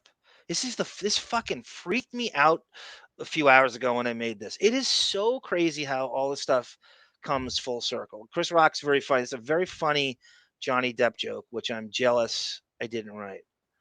So this is Chris Rock is the host of the 1999 VMAs. Wow. Will Smith didn't win again. Oh my God. I've never seen such a thing. All right. You got Mark McGrath and Jennifer Lopez. Now, if she was the lead singer of his group, they'd have to call her Sugar Ass. Come on. Now, ladies and gentlemen. I like that. Some might construe that as corny. I like that joke. It's a nice late 90s. Yeah, for the times. Combines Lopez and Mark McGrath. Scott spent the day with, Hooper says, Scott, spend a day with me and Arm driving around Shirley, Mastic Shirley. You'll see things that, yeah, if you want to feel good about yourself, he's right. Hooper's right. Drive around Mastic Shirley and it's like Prozac meets Adderall meets Lexapro, right? That's the big one. That's the Jason Kaplan. Are you on any meds? They want to know. Yeah, I actually used to be on that. I mean, it helped a lot, but you should see me without meds. Well, what have you been on? Well, right now I'm on something called Cymbalta, which is it's essentially Lexapro. It's the same shit. Don't you love how they make these names up? The pharmaceutical companies coming up with these slick names and the prefixes and Cymbalta. Is that over the counter? Well, you know where all this stuff comes from? I don't know. I'm just talking out my ass here. Nah. But apparently, all they do is they take things found in nature, and they do something like they make a synthetic version of it. Because you can find everything that are in these drugs in nature, but right. in specific foods or whatever. But they just take it and they just I don't know, they do whatever they do and they throw it in a bottle so they can sell it to you. They don't want you to know that, No. you can heal yourself. No, because then you'd be out of the pharmaceutical companies run everything. Yeah. They control everything. And once the jig is up, you're not paying. Like, have you ever hear what someone who doesn't have benefits pays for medication? It's insane. And what do you think the markup is? 7,000% of what it costs them to make one pill of Lexapro. Exactly. And think back to even the early 90s. How many people did you know that were on antidepressants? I knew one. In the early 90s? Yeah. Yeah, two or three. Now me being one of them. Everybody's on them. I know. Instead of fixing the world, we throw chemicals in our body to deal with the shitty world. It's retarded. Well, there's always been the argument about psychology versus psychiatry. The psychiatrist idea is he talks to you for 7 minutes and decides, oh, let me throw these drugs at you. I'm not really listening. I just know that this is the formula. And the psychologist thinks, no, you're being lazy. I'm going to find out what this dude's pathos really is. And I'm going to get to the drugs are a temporary fix. It can't. Some people can't function without it, but the psychologist thinks Yeah. there's got to be a way. There's got to be a better way I to. think they're all full of shit. I mean, you go to a psychiatrist or whatever, it's always, well, how did that make you feel? I always feel like shit. What are you talking about? Yeah. Well, They it. can't give you answers. They can't even like they could Have you barely steer you. have you ever surrounded yourself with friends that made you feel good? Because a lot of Oh times it is yeah. like who you hang with, and if you're not, you know, if you just don't find the right group of friends, it could just you could a decade could be destroyed by just being around. These days, you could just be in a bad job that the shittiest people you work with or the people around you're like, oh wow, why can't I have that friend? And you just that's not who you grew up with. That's not who's in your orbit. You could Actually, be I was cursed like I was that. very lucky. I've had the same friends for over like 30 years, and I mean, my friend Erin, she introduced me to punk rock. She in countless bands, and like I owe her my life basically, and I'm still friends with her. Well, you could get spoiled too because if you're around those people too much, you can't adjust to anybody else. You won't accept anybody else because you'll never vibe with anybody like you vibe with you're finishing their sentences, you have the same interests, you're reading each other's thoughts. Like it's dangerous to only have a couple friends because if they're not available, then what? I mean, but I can get along with other people. It's just I just don't like most people. Yeah, you I find just them to be annoying and phony, and phoniness is like the worst trait, and I can't stand people like that. So do you look for the worst in people until they prove otherwise? Is that pretty much, yeah. safe to say? It's not a bad. Well, because you never be disappointed that way, right? You just believe the worst. I think Sarah's like that. Sarah's very similar to you. I think she hates everybody. She just likes the people in this chat. You know That's what? about I it. think I just get angry at the And world grunge rock. because I'm so dumb, and I expect like the world runs and everything seems to be fine, but then you go talk to most people and they seem dumber than me, and that's not possible. Because intelligence is subjective and arbitrary. It's like we all have pockets of things we're smart about, things we're stupid about. So the general appreciation of psychology or someone who's well read doesn't mean they're street smart or you know what I mean. Like there's pockets of ignorance everybody I don't care how what IQ you claim to have. You could punch holes in someone's IQ all day long no matter how I'm ignorant in every pocket, my friend. I don't not I don't agree. I don't agree. Uh, I don't think the chat agrees with you. you're being fooled because I don't talk like a boob. Like, I should sound like Stuttering John for how smart I am. Well, I think you have that low self-esteem, so you grade it on a curve. So when you think something sucks, we don't. And it can only go up from there. You lower the expectations so much that you can only win in every situation. Lauren Marie writes, I love Reality Bites. I wore dressed like Winona Ryder wore in that movie for my high school graduation, Lauren. That's great. I love that movie too. And I really need to rewatch that again. Is it perfect? Nah, but they don't make movies like that anymore. Janine Garofalo's in it, Ethan Hawke, Stiller. It's got a lot of great cameos. It's just so classic. Generation X. Great soundtrack too.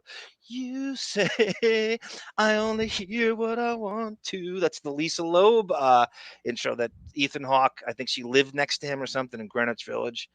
I do love that movie. Speaking of From Ben Tim Stiller, Burton's Go ahead. I'm sorry, I was just gonna say, did you ever see the Ben Stiller show? Yes, it's phenomenal. It was I not do you even a rem- full season, and it was on Fox, and it was amazingly brilliant. if anybody hasn't seen it, just type in. I'm sure it's on YouTube, but the Ben Stiller show Yes. dandruff commercial. It is the funniest thing in the world.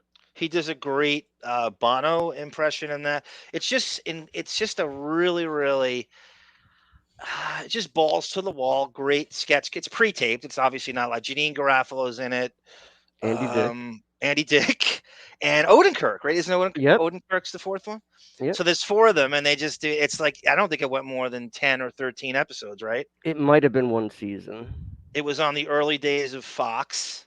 It's got that Fox feel to it. You know how Fox has like a cinematography or something, like a feeling when you watch a Fox show back then.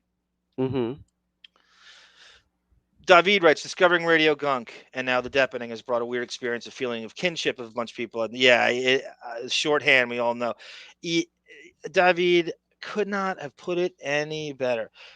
So much so that you start liking these people better than your own family. As David, disturbing as you that are an sounds. inspiration. Now that's an IQ that you can't punch holes in, that David. Richard Corona, welcome, sir. Welcome. I think you're new to the Deppening. I'm glad to have you. ColecoVision, Hooper wants to take us back to. Do you have ColecoVision? I did. That was actually the first system I've ever owned. Or Well, that wait, was no. the first good I'm sorry. system. Intellivision is the first system Oh, I've God. You had to be rich. So you grew up, you were a rich kid. You had to be rich. No. Intellivision was twice the price of Atari. Well, yeah, Atari, but it was such a piece of crap. If you ever want to scare yourself, just watch a video for there was a game on it called Kool-Aid Man, and oh my God, it's got like, I'm getting flashbacks right now. It's got like Jaws music while these like monsters are chasing you, and when they catch you, it lets out a blood-curdling scream. It's terrifying. CB has a game called Yakuza 3. Do you know that one? It's a PS4. I've never played it, but I know of it. Is it a one-on-one kind of fighting game, or I don't want to just go off the Asian? It's a fighting game, but it's like a there was a game called Shenmue where you were like living a life throughout the game. That's basically what you do in this one.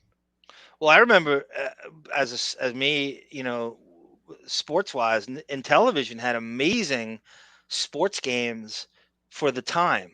Horse racing. Versus Atari. Well, they had hockey and basketball and football and baseball, and they were way better. They looked like, you know, you think it looks today, like you couldn't believe it's never going to get any better than this. Yeah, yeah. You know, and it was like, I couldn't believe how good they looked at the time. My friend Matt Bonfante had he's the only kid I knew who had Intellivision.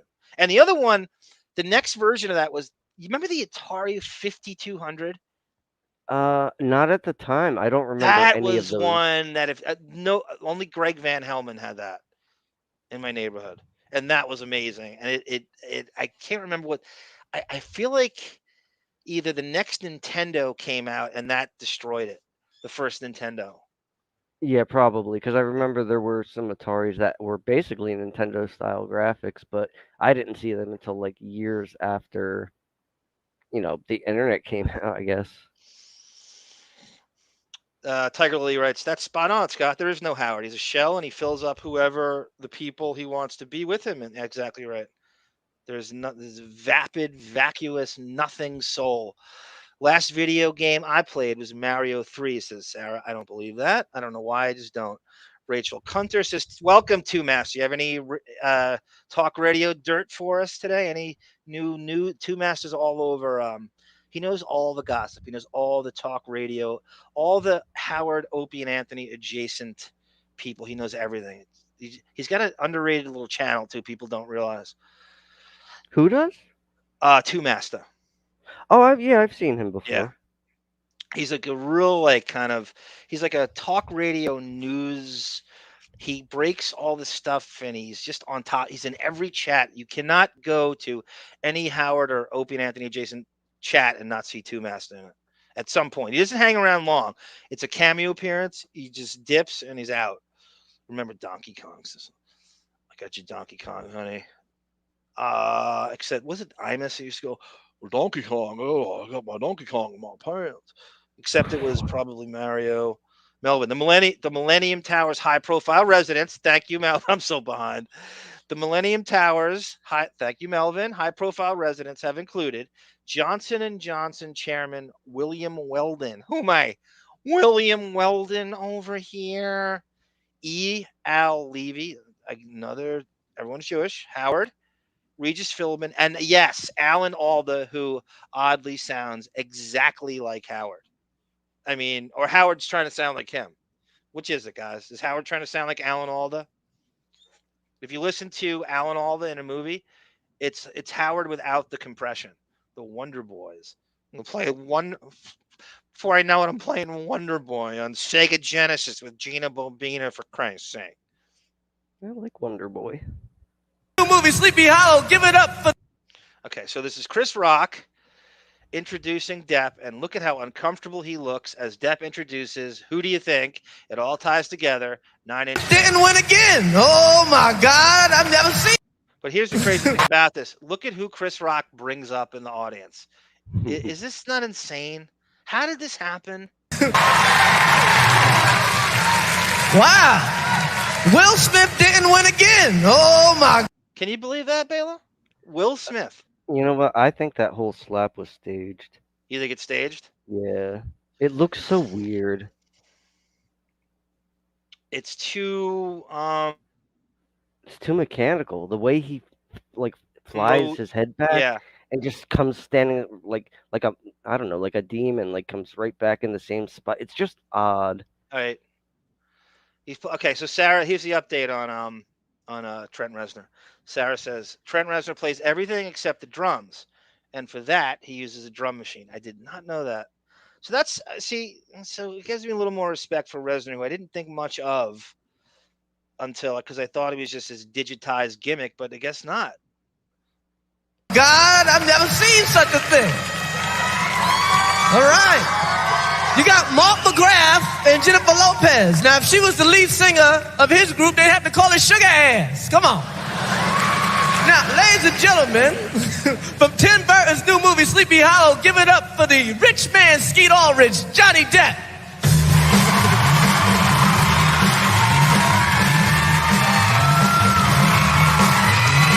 What does Depp have dangling from his wallet chain? Ladies and gentlemen, please welcome 9-Inch Nails. I think that was my first time. I'm like, that European accent, that lilt, what he said. Ladies and gentlemen, please welcome 9-Inch Nails. So he turned nails into 5 syllables somehow.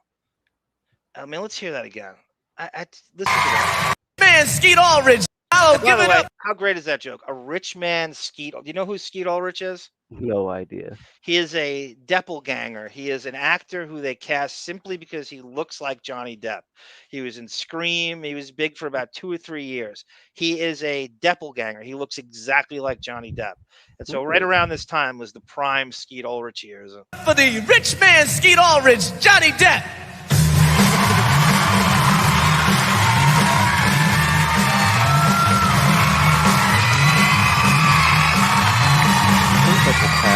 Ladies and gentlemen, please welcome 9-Inch Nails. Now notice he has the calculated. Ulrich, Johnny Depp. He has his shirt buttoned down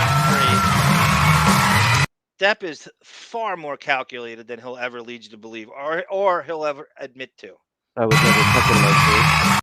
What's that? I would never tuck in my shirt. No, I don't. I haven't tucked in a shirt in 20 years. I got something that tucks in, though, pal. Ladies and gentlemen, please welcome 9-Inch Nails. Ay, ay, ay. You know, the one thing that, like, the one thing I know about Depp is when he was on Letterman that one time and he said, "Out of my way, you bastards." For some reason, that has stuck in my head for years. Quoting Thompson, yeah, he's when in doubt, he quotes Thompson. Thompson had a little bit of a relationship with Letterman. I'll have you know, he'd been going on there since the old days when Letterman was on NBC at 12:30, and he did some wacky. I don't know if anybody remembers it. Yeah, Thompson used to be like a fairly regular talk show guest. So somehow Depp developed some kind of relationship with Letterman, and he did Letterman's show a lot for Depp. I mean, I think he did it about 6 times, and one time he dedicated the whole show to him. He was promoting some musician friend of his, and he just crowbarred him onto the show. So again, Depp's promoting Sleepy Hollow, which came out in November of 1999, and that's what. So what Reznor, Prince, and Regis Philbin just decided they weren't doing press. And so the Stern Show is backstage waiting for people while they're doing this. And I think there's 3 different. I think they're broken up on the Howard TV into 4 different shows. And those shows are great because a lot of times they'd have guests you never saw on the show. They couldn't get, maybe it was the show's too early for a lot of people, or just because they were conveniently there. So that's why I loved when they would go to LA or do these shows, because you oft times got guests that they couldn't get on the regular show. Even if it were for, I don't know if you listen to those Stern shows. This is like late 90s. Even if it were for 5 minutes, it was good to just see Howard riff with Mariah Carey. You know, someone like that would drop in. They would be able to get. She was on, I think, the 98, the year before this. So in the same, I'm trying to keep this chronological. So Tim Burton. So Howard just eviscerates Depp, and they're all bitter and they're all doing their bullshit where they pile on because they don't know the full story. So a little bit after this, Howard has Tim Burton on, and this is what they have to say about Depp to Tim Burton. Tim Burton comes on the Stern show to promote Sleepy Hollow. This is like the next week. Because they're different. I don't know. I just Ed Wood, maybe the best movie ever. Edward Scissorhands. Edward Scissorhands. I mean, you know, good Lord. I mean, I love these films. I'm lucky because it's like I get to work out all my problems in film. I'll tell you the truth, man. I don't even know how the hell you got Ed Wood made. I mean, it's an amazing thing that. Already, right? He's got Tim Burton on. He's laying around. Tim Burton's one of these guys who Howard has on his Christmas card list. Everything Howard, his look. Ralph thinks he's Tim Burton, and everything about Tim Burton and his goth and his cinematography, Howard thinks he is. This is part of the Hot Topic poser persona, right in line with 9 Inch Nails. This is like I don't think Burton's been on as a guest since this. This is like a week again. This is November of '99. Tim Burton is promoting Sleepy Hollow. You know, 9 Inch Nails puts me in a dark place.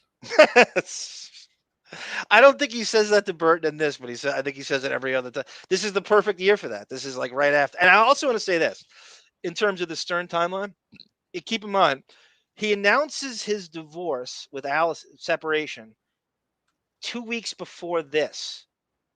So it's a very jovial guy who's in a very dark place because of his divorce. I mean, you don't sound as good. We've all theorized that he'd been checked out of that marriage and actually separated for a year and a half previously, and gay. Why else? He did not go to Stuttering John's wedding in the summer of '97. Why is that? Because he didn't want everybody to know Allison wasn't with him. And why isn't Allison with you? You know what I mean? You'd have to know. Is more important. That's right.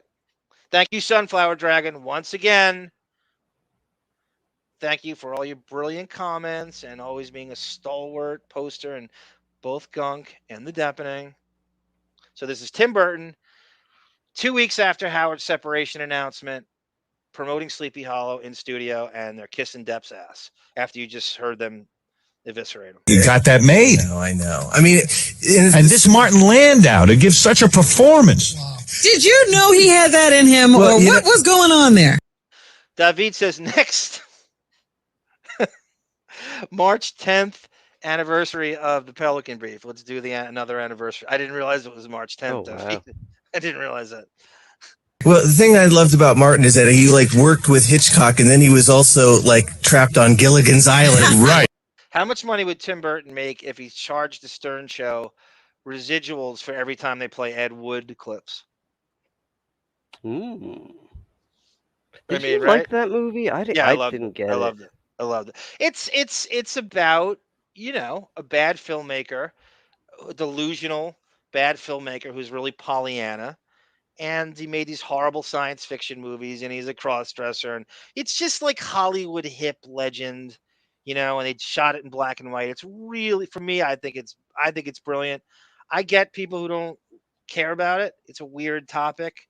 The cast is amazing. It's Depp, it's Bill Murray, it's Martin Landau, it's George Animal Steel, it's Patricia Arquette, Sarah Jessica Parker, Jeffrey Jones. I feel like Maybe I'm I have forgetting. to give it another shot. I think you should give it another shot, knowing what all the I premise remember is Depp acting way over the top goofy. That's how he is. So the inspiration for that is he's basing it on, it's a cross between when Depp creates a character he tries to draw on people he knows if he can't quite meet the guy. Is that You know, and supposed to be do it. Martin Scorsese? No, well, that's an interesting take by you. I didn't even think he's never said that, but that's not a bad take by you because Scorsese is like that, like way too over like animated hyper. and poly. That's a really good take by you. It's a cross between Casey Kasem and Ronald Reagan. Weird. That's what Depp claims. Speaking of Ronald Reagan, why does Steve-O look like the Ronald Reagan mask from Point Break? That's insanely brilliant. You saying that because I just started watching these. Have you ever seen these ring.com these front door videos where the camera and people's front door videotapes creeps knocking on their door in the middle of the night, and so they send them to this website, and you see people wearing those fucking masks, and it's so like 3 a.m. Wednesday night, someone rings your doorbell, and you see that mask staring through a peephole. You know, that's and creepy. You go, yeah, it's the scariest thing in the world. So there's a gaggle of these videos now that people have, and you really want to scare the shit out of yourself, and you can't stop watching. It's the most addicting thing in the world. Watch these doorbell videos. It's called ring.com or something, and there's different variations of it where people have videotapes of these fucking creeps, you know, home invaders in the middle of the night. They're not always wearing masks. It's just different but you do see some, you know, like in Point Break. You ever see Point Break? The Swayze surfing crew, they all had the dead president's masks. You're talking to me? Yeah. Oh yeah. That's why I brought up yeah. Honestly, like Steve-O's face looks like Ronald Reagan. Brilliant. You said that. I saw a picture of Steve-O a couple weeks ago. I guess he now has a podcast, and yeah. I can't think of a better comparison than what you just said. That's kind of brilliant. Don't let anybody, if you denigrate your own intelligence one more time, I'm hanging up. I'm dropping you. I'll keep it to myself. Okay. I can't remove. I'm getting piled. So it's still no Bon Jovial. Where? What time is it here? It's just about 5 to 9 Eastern time. We started this at 7:15. Still no Bon Jovi. I guess he's not coming. I want to know what fucking excuse this motherfucker has, because it better be good. I gotta tell you, man. When he was on Gunk, I swear to God, I didn't know. I felt like an out of body experience or something. Like it felt like it was a joke. Like the way he was talking. Yeah. Do you mean the first time he was on during the Shuli show? Like the first time he was on? I remember him being on before. The first time he was on was those Shuli shows we did. He contacted us and he said, I want to do an I Hate Shuli show in the worst way. Mm-hmm. Don't worry about it. You guys don't have to do anything. I'll work on it. And I didn't trust him. And I'm just like, nah. He's like, it's not that I didn't trust him. I was like, okay, well, you do your end, I'll do mine. And so we teamed up, you know, and I was going after stuff he didn't think of, and he was going after stuff I might not have think of. And it's funny because we were on the same page in so many ways. Mm-hmm. And we just came together, and he the first time he was on was during the I Hate Shuli series. Yeah, I remember liking him a lot on one show that he was on. I don't know how many times he's been on. Probably about a dozen was times. Just odd. Because he just came out of nowhere, because it was like in the middle of the show. We didn't know he was coming on. Oh, he just kind of popped on. He's kind of lurking all the time. So he does like a lot of technical stuff. He'll be like kind of listening for audio consistencies and drops and stuff. Monique will send him audio to enhance or video to enhance. Yeah, he's really talented. And he got a little more each time you see him, some new talent comes to I think he's a huge music head like you too. I think he's a very similar music taste to you. Oh, interesting. It seems like it. David says the proof that Howard is gay is the Tommy John underwear parties. You just wouldn't accept that from any other straight boomer. You just wouldn't. And he wasn't stating it as a joke. There's no irony. It's just a recount of his day. David, spot on. Again, can't agree more. But he did it all. You know, with the Harlem Globetrotters as well. And the one episode, you know, so it's like he knew the ups and downs of showbiz. Kylo Sierra Alpha, there is going to be a. By the way, I just want to state it up front. I want to thank everybody who came into our City of Lies Patreon thing attempt. We got shut down. Some weird algorithm happened. I am totally going to make good on.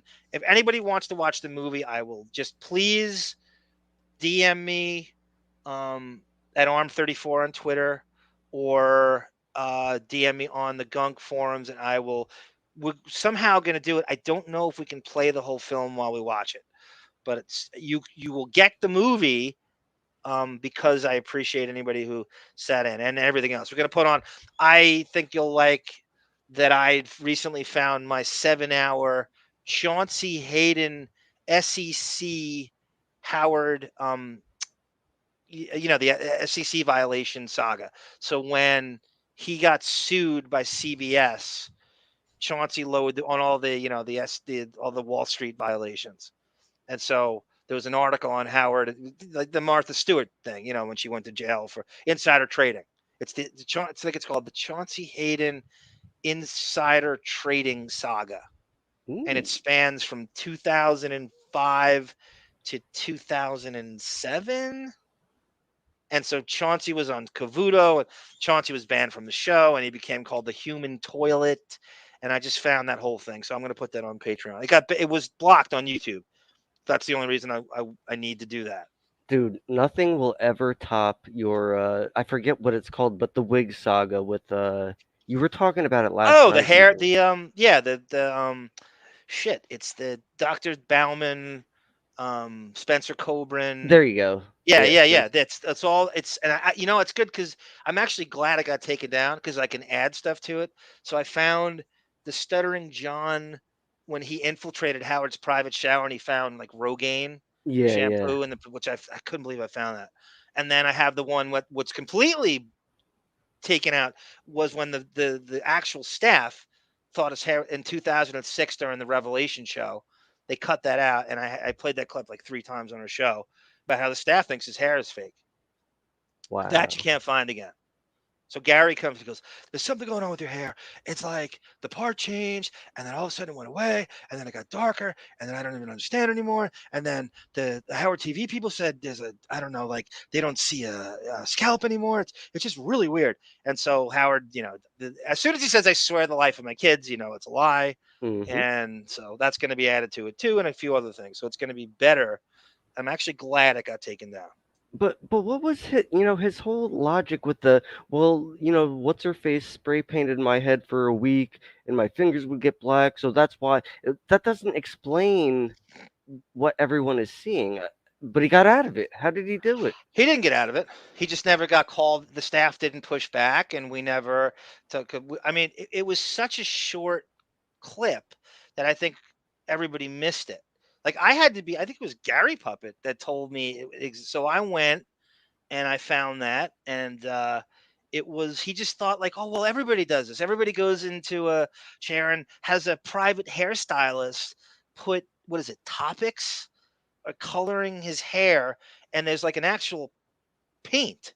It's like a spray can of like hair in a can that they use. So like when you ever see these guys with the crowning bald spot, and they go on and they just paint the crown. Now Kimmel has huge hair plugs.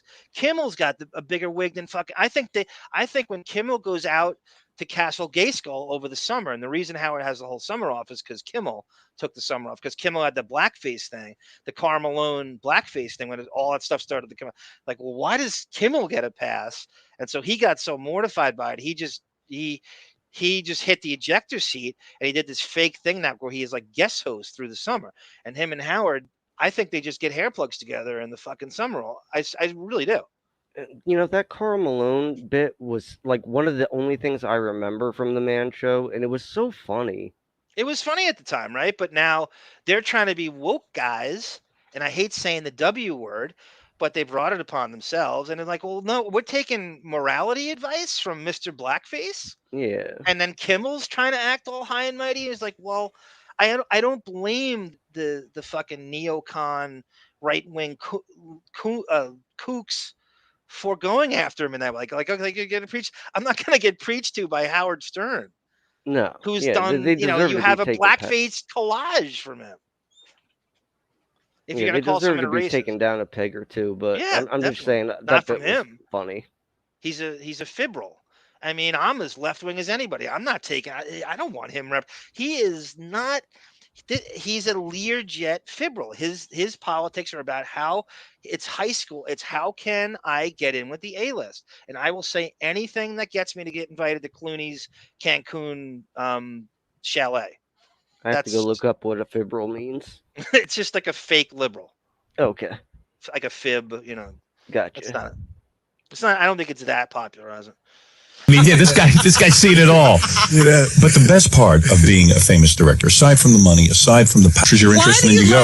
like Johnny Depp so much? Well, because he just likes to change. You know, I like people who like to change into different things, you know? I mean, Yeah. the funny thing about But he's really more than just a pretty face. He really is. Oh, he can act. Come on. he doesn't care how he looks. And he Yeah. wants to look as bad as I mean, he really doesn't care how he looks, so it's kind of... He's a good actor. He is. He really is. I'm just saying, it's amazing that a guy that good looking.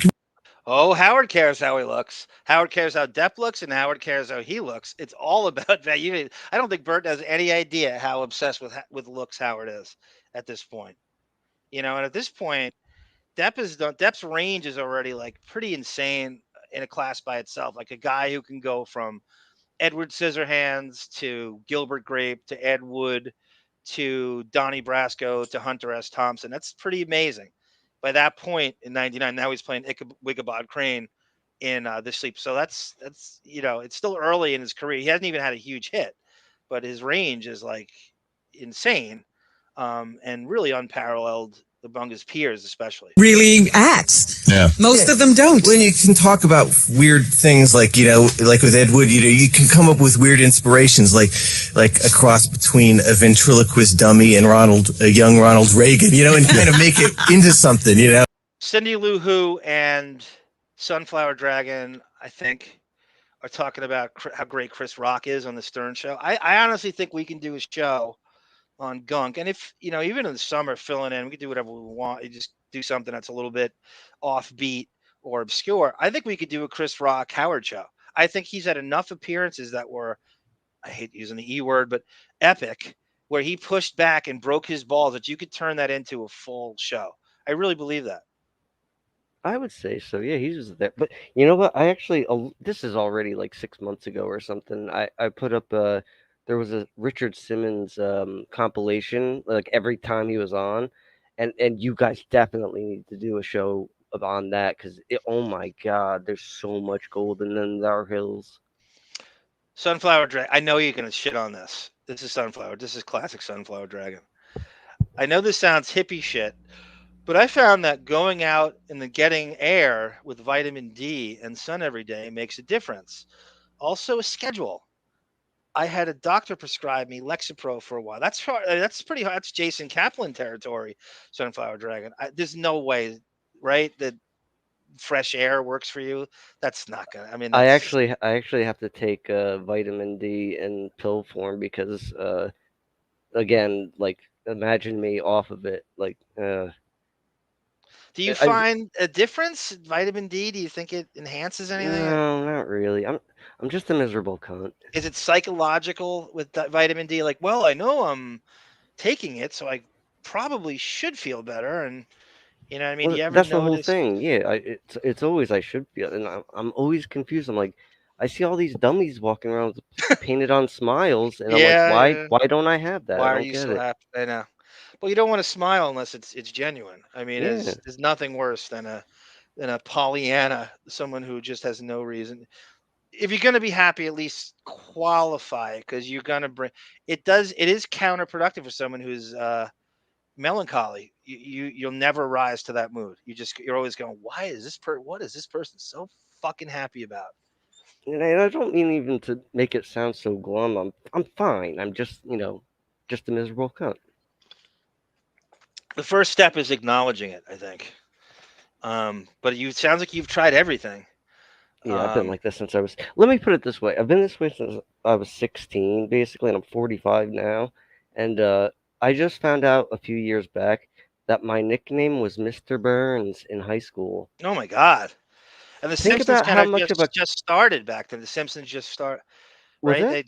The Simpsons kind of just started when you were Oh in no, high they had been school. going for a few years at that point. But I mean, think about Mr. Burns, the crabby old man. I was Yeah, called that yeah. as an 18-year-old.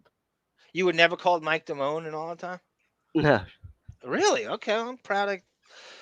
Psychologists don't want to go back to school. Psychologists don't want to go back to school to become psychiatrists. Yeah, I don't blame them, Dory Morgan. They call those professional students. You're probably right, though, on some level. If I had to do it all over again, I would become a school psychologist because as working in schools, I think it's the greatest gig. I mean, sometimes these guys have no schedule. Like they just come in when they want, they leave when they want. They don't really have a full slate of and I think if you're going to help kids do it when they're young, get at it when you're like you, 16.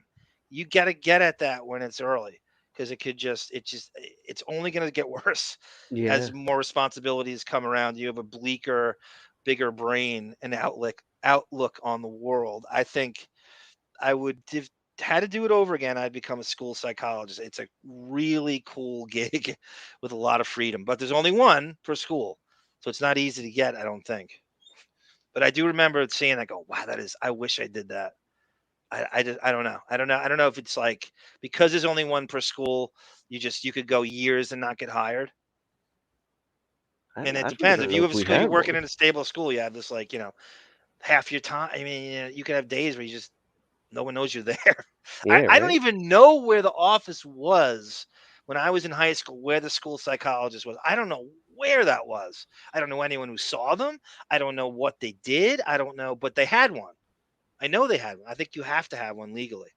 Mm-hmm. It's true. It's and we should also mention that Tim, when you were working in, like you, I love it too. I look forward to it. Now the new movie that is coming out, we should say, by the way, which we didn't get to see, Robin. Right, because of you No. and your crazy, stupid schedule. I'm in the middle of casting a TV show that. Okay, this is interesting. This is a Howard show as much as it is a Depp show this particular week. It's Depp first, and you can do whatever you want. So Robin's calling Howard out on this weird fake busy thing he's doing. He brings up Doomsday here, which we all know never came out. So this is that horrible, stupid production company he had with the one failed project that never took off after the one fake plan after the next. And he claims he couldn't see Sleepy Hollow with the rest of them because he was working on Doomsday. I'm producing, yes. But he wasn't casting your crazy, stupid schedule. I'm in the middle of casting a TV show that I'm producing, yes. But he wasn't casting while we were trying to see this. Well, no, I was, and I'm in the middle of producing a cartoon called Doomsday, which will have with 13 episodes. Thank you. Yes. I don't recall that having anything to do with our problem. I believe the best Howard's dream is to have a guy like Burton in there so he can lie to him. Because his Burton doesn't know the show well enough that he would push back and go, "Really? That and that? That's not coming to fruition. You didn't work on that. What? That bullshit." You know what I mean? That he doesn't know him well enough to push back. And Burton's going to be polite because he's promoting his movie. So Burton's a dream guy for Howard to lie to, and he makes him look like a big shot. Scott, you with us? I'm sorry, I wasn't paying attention. What'd you say? No, I was one. I just want to know if that got through. Oh, it got through. I was just off in space. You talking to Sarah? Sarah, you with me? You talking to Sarah? I'm just trying to name drop and tell Tim that I. JJ Thrash, welcome, sir. He loves the good self-estitle. I know. I always get a good feedback. Whenever you say self-estitle, people go crazy. It's an Evil Dave. It's an Evil Dave callback. Rip Evil Dave, by the way. Did he pass away? Was it 3 years ago or something? No way, really? Yeah, he passed away. He's a mailman. Oh, I like that guy. Yeah, who doesn't love Evil Dave? He was so good that he fooled the Letterman show into thinking it was really David Letterman. There's a great prank call I'm sure David loves where Evil Dave pretended with Mark Harris that Mark Harris was going to get a talk show.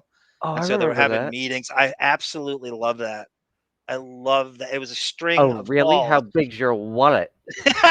That's right. That's right. I'm more than interested. And he just kept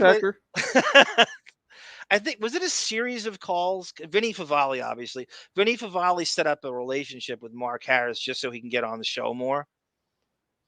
So he had teased Mark Harris into thinking the Letterman show was interested in him just so he could break his balls with his music to get on the show. Have things going on. That I'm an important player. Yes. No, I'm not. The latest movie is called The Legend of Sleepy Hollow. Is this animated? No. This is a regular movie. It's a real movie. Oh, okay, yeah. You think it's a regular movie? You haven't seen even the trailers. No, I haven't seen anything. I feel like there's no hype on the film. The thing that I find most interesting about it is that Christina. In the chat, they're talking about how strong Sarah is. I don't know how this came about. I've been following it pretty fastidiously. Oh shit, that's why Sarah is so strong, like Liz Cheney, says A. Smith. I'm proud of you for keeping your composure. Huh. Doesn't she remind everyone of Liz Cheney right now in the January 6th trials, laying it on tough and tender at the same time, unflappable, similar pipes. She's a cross between Liz Cheney and Natalie Maines. Who are you talking about? Sarah. Oh, That's how she sounds. Her speaking, her vocal quality and speaking cadence. Yeah, she's good. And you talking to, so it'd be like Mike Damone talking to Liz Cheney when you two get together finally. Ricci, who is a wonderful actress, is playing the love interest to Johnny Depp. Tone Cot 89 might have line of the night because the Ben Stiller show crawled so Mr. Show could walk. Ooh, that's really brilliant, Tone Cot. I got to say, only TV nerds would appreciate it. Also, speaking about Sarah, I must bring up her cat because I'm a real cat psycho. Camilla is a beautiful little baby, and I'm going like a to little see cartoon her. character, right? I agree with that. I'm not even a cat person. I couldn't agree more. Is she like a little cartoon character, like exceptional? Like sometimes people think all cats look the same, but that one, No, they're all very different. I think they're all different. She's like got that like silver gray kind of Panthro from the Thundercats Yeah. daughter thing, and I don't know. She's really cute, and I know it sounds like, for lack of a better word, but very charismatic, very complicated cat, very cartoony cat. Sarah likes to do photoshops of putting her in scenarios. So the next one she's going to do is her in the Green Lantern Corps. Oh, the that's Green so Lantern. funny. So she has her in an astronaut suit, which I love. That was in some of the Deppening openings. I absolutely loved it. That is one, I couldn't agree more. That is one exceptionally charismatic cat. And I can't put a finger on it. And I'm not even a cat person. I promise you, Arm, they're all very different and very special, but they're just the best. In this film, and he's also acted with her since she was like 9 years old. Yeah. That's weird. So he's known her since she was 9, and then he had what? Make love to her? No. He's actually. Okay, there's a weird. It's interesting. I didn't even think about this when I was making this. There's a weird energy now with Depp and Christina Ricci. She, in fact, is on Team Amber during this. Really? I feel, and I've said this to Sarah, I think on her show, have you heard? I think Depp had a fling with her. They've worked together 3 times. Sleepy Hollow, this movie called The Man Who Cried, and Fear and Loathing in Las Vegas. Christina Ricci has a cameo, which is originally supposed to go to Drew Barrymore. In Fear and The Man Who Cried, it's an extended scene, which nobody saw this movie. Depp plays a gypsy. They are in a weird relationship. She's barely legal during this thing, and I think Depp jilted her. You have me convinced. And I'm really sticking to this. And I think hell hath no fury as a woman scorned. And I think that's why the Amber Heard stuff really went into hyperdrive, because Depp cheated on her as she cheated on him, but he also cheated on her. And I think he might have cheated first. And it just sent her into Franco's arms and Elon. So I think they were into some weird scene where everything goes. No doubt about it. We don't know anything that happened in those penthouses. We don't know anything. The weird, freaky threesomes and group sex and God knows what. And he wasn't even there. Depp was constantly doing movies all through that time. So we don't know. I think shit's going to come out as this goes on. It's never going to end. You're going to have people going, oh, God, yeah. he brought Seth Rogen was up there with Jonah Hill, and I don't think it's ever going to end. Melvin, we have the exact same taste in broads. Every time you bring up someone, he's bringing up Lisa Loeb. I'm always every time you bring someone up, I couldn't agree more about Lisa Loeb. Playing it kind of like a 13-year-old girl anyway. Oh, really? He's the first sort of male action hero that's like a 13-year-old girl. Now, this is the legend of Sleepy Hollow, the real legend of Sleepy Hollow. How about this, Belo? Lauren Marie, our friend, who's the Elizabeth Olsen, the Scarlet Witch of the Deppening, she had something called Magnavox Odyssey 2. I know of it, but only years later. I didn't know of it at the time. What year did that come out? If I'm not mistaken, that's like one of these things where you had to put these overlays over the TV to make it look like a basketball court, and it was only dots on the screen moving around. Oh, so you had to do a lot of work. It was almost like the virtual reality. What is the motion thing they had on was it Xbox where you actually have to act it out? Oh, I forget the name of the camera thing. Where is that like the first version of it or something? I don't even. It's really just like basically think Pong. Like that's all the game really is. But you can move those dots around the screen, and you had to like put these like see-through layers over the TV screen. It's very odd. Tonecott responds, another great post. He writes, read up on the Sega's demise in the console wars. They did everything wrong from a corporate and marketing standpoint. That makes a lot of sense, Tonecott. And I have to say, I was a huge Sega fan, as we all. I mean, Genesis was massively successful for that Generation X. I think it came out in '89, if I'm not mistaken, and it pretty much lasted for a good 4 or 5 years before it was replaced by, I think, PS1. And it was, but the next system, that Dreamcast, was great.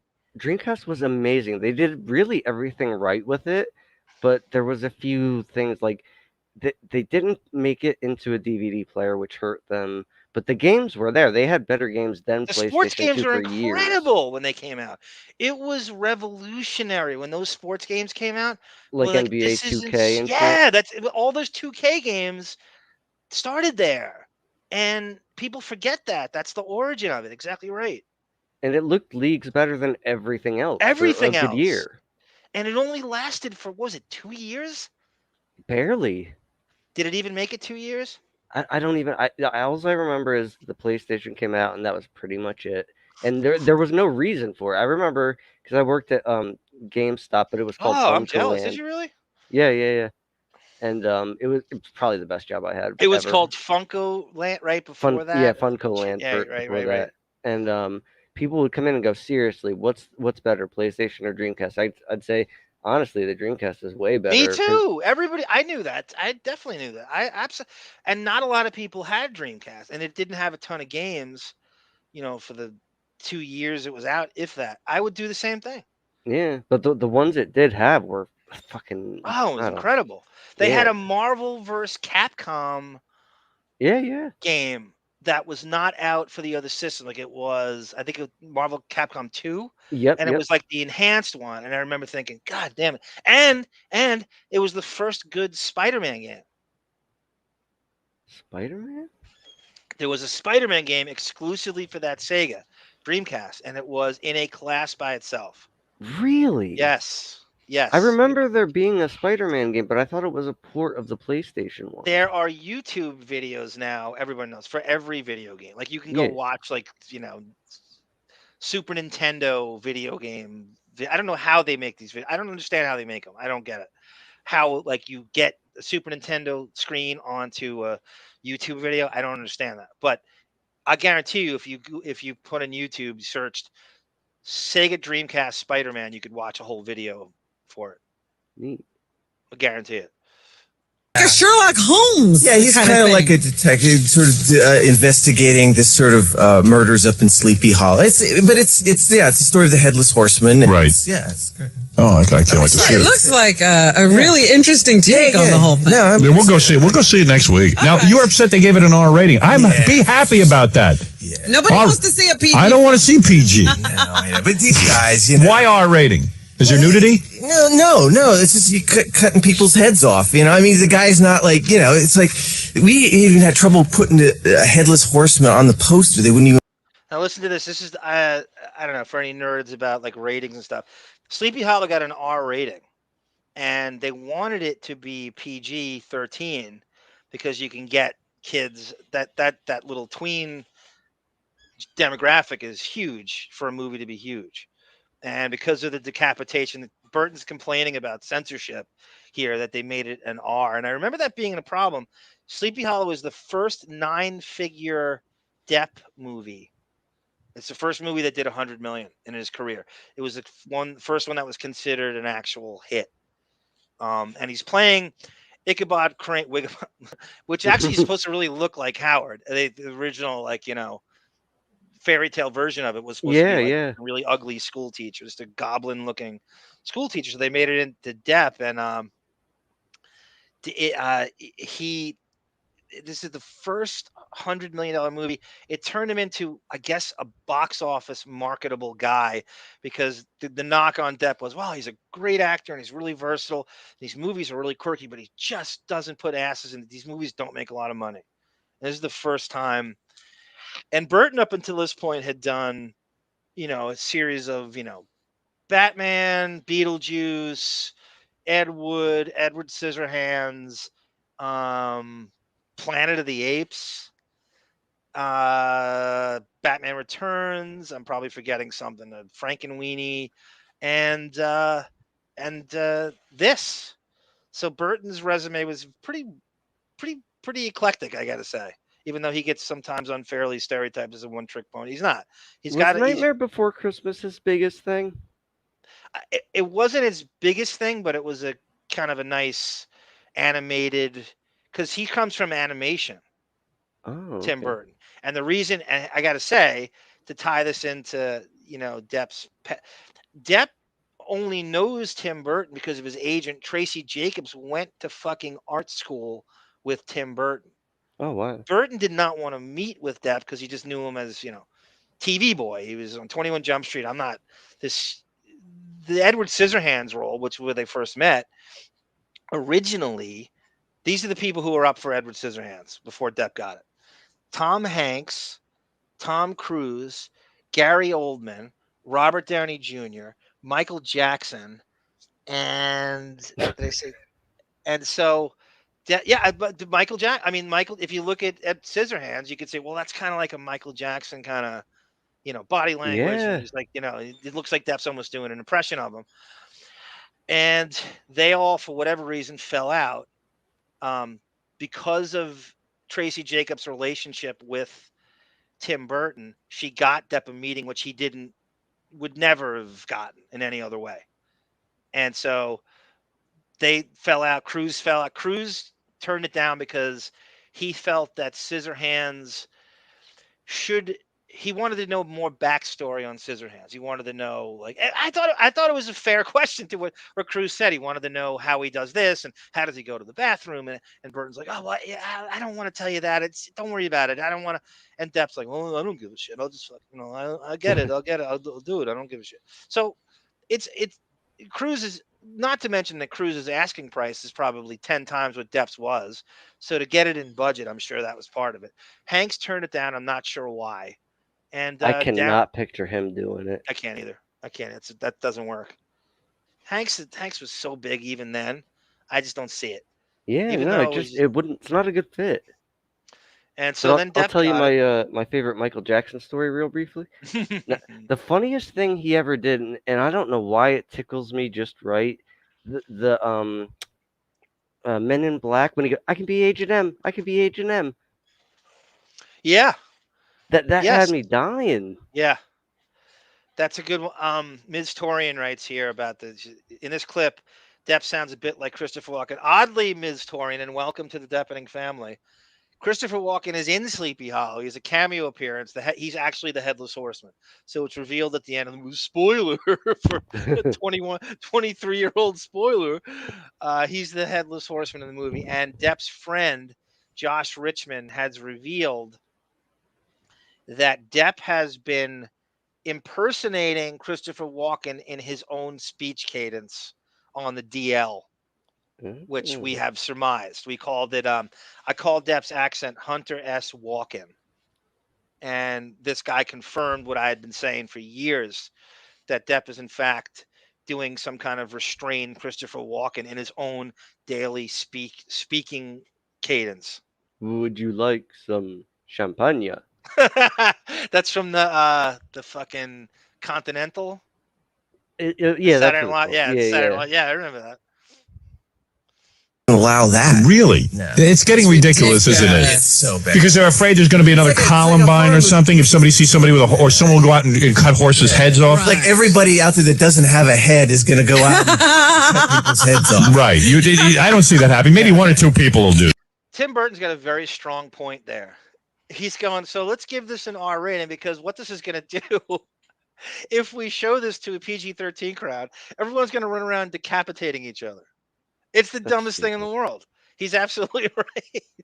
I never thought of that. It is the stupidest thing in the world, right? How ridiculous is it that you think anyone is going to go around decapitating each other?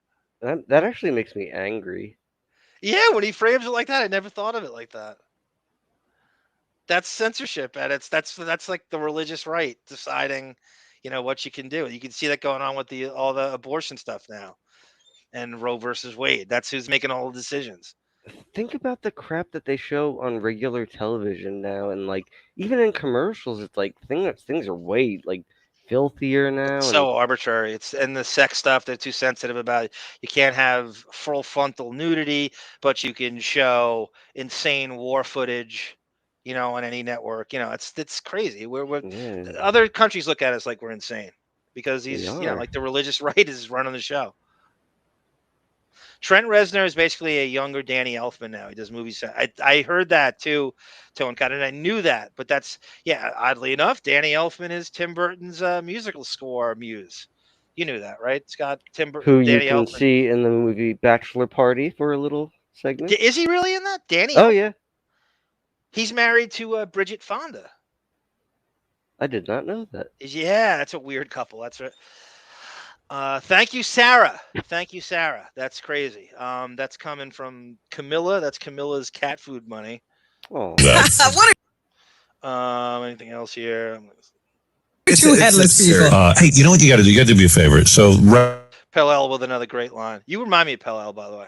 I don't know why. You two Hammer Films. I thought you were the same person. Like, you're always in the same chats, and just two great posters. They're always around each other. Now the Howard Stern Show can be called Sleepy Hollow. Ooh, good one. That's fucking great. Like, remember those old Christopher Lee movies with that red blood, and they were just freaky looking? That's what this looks like.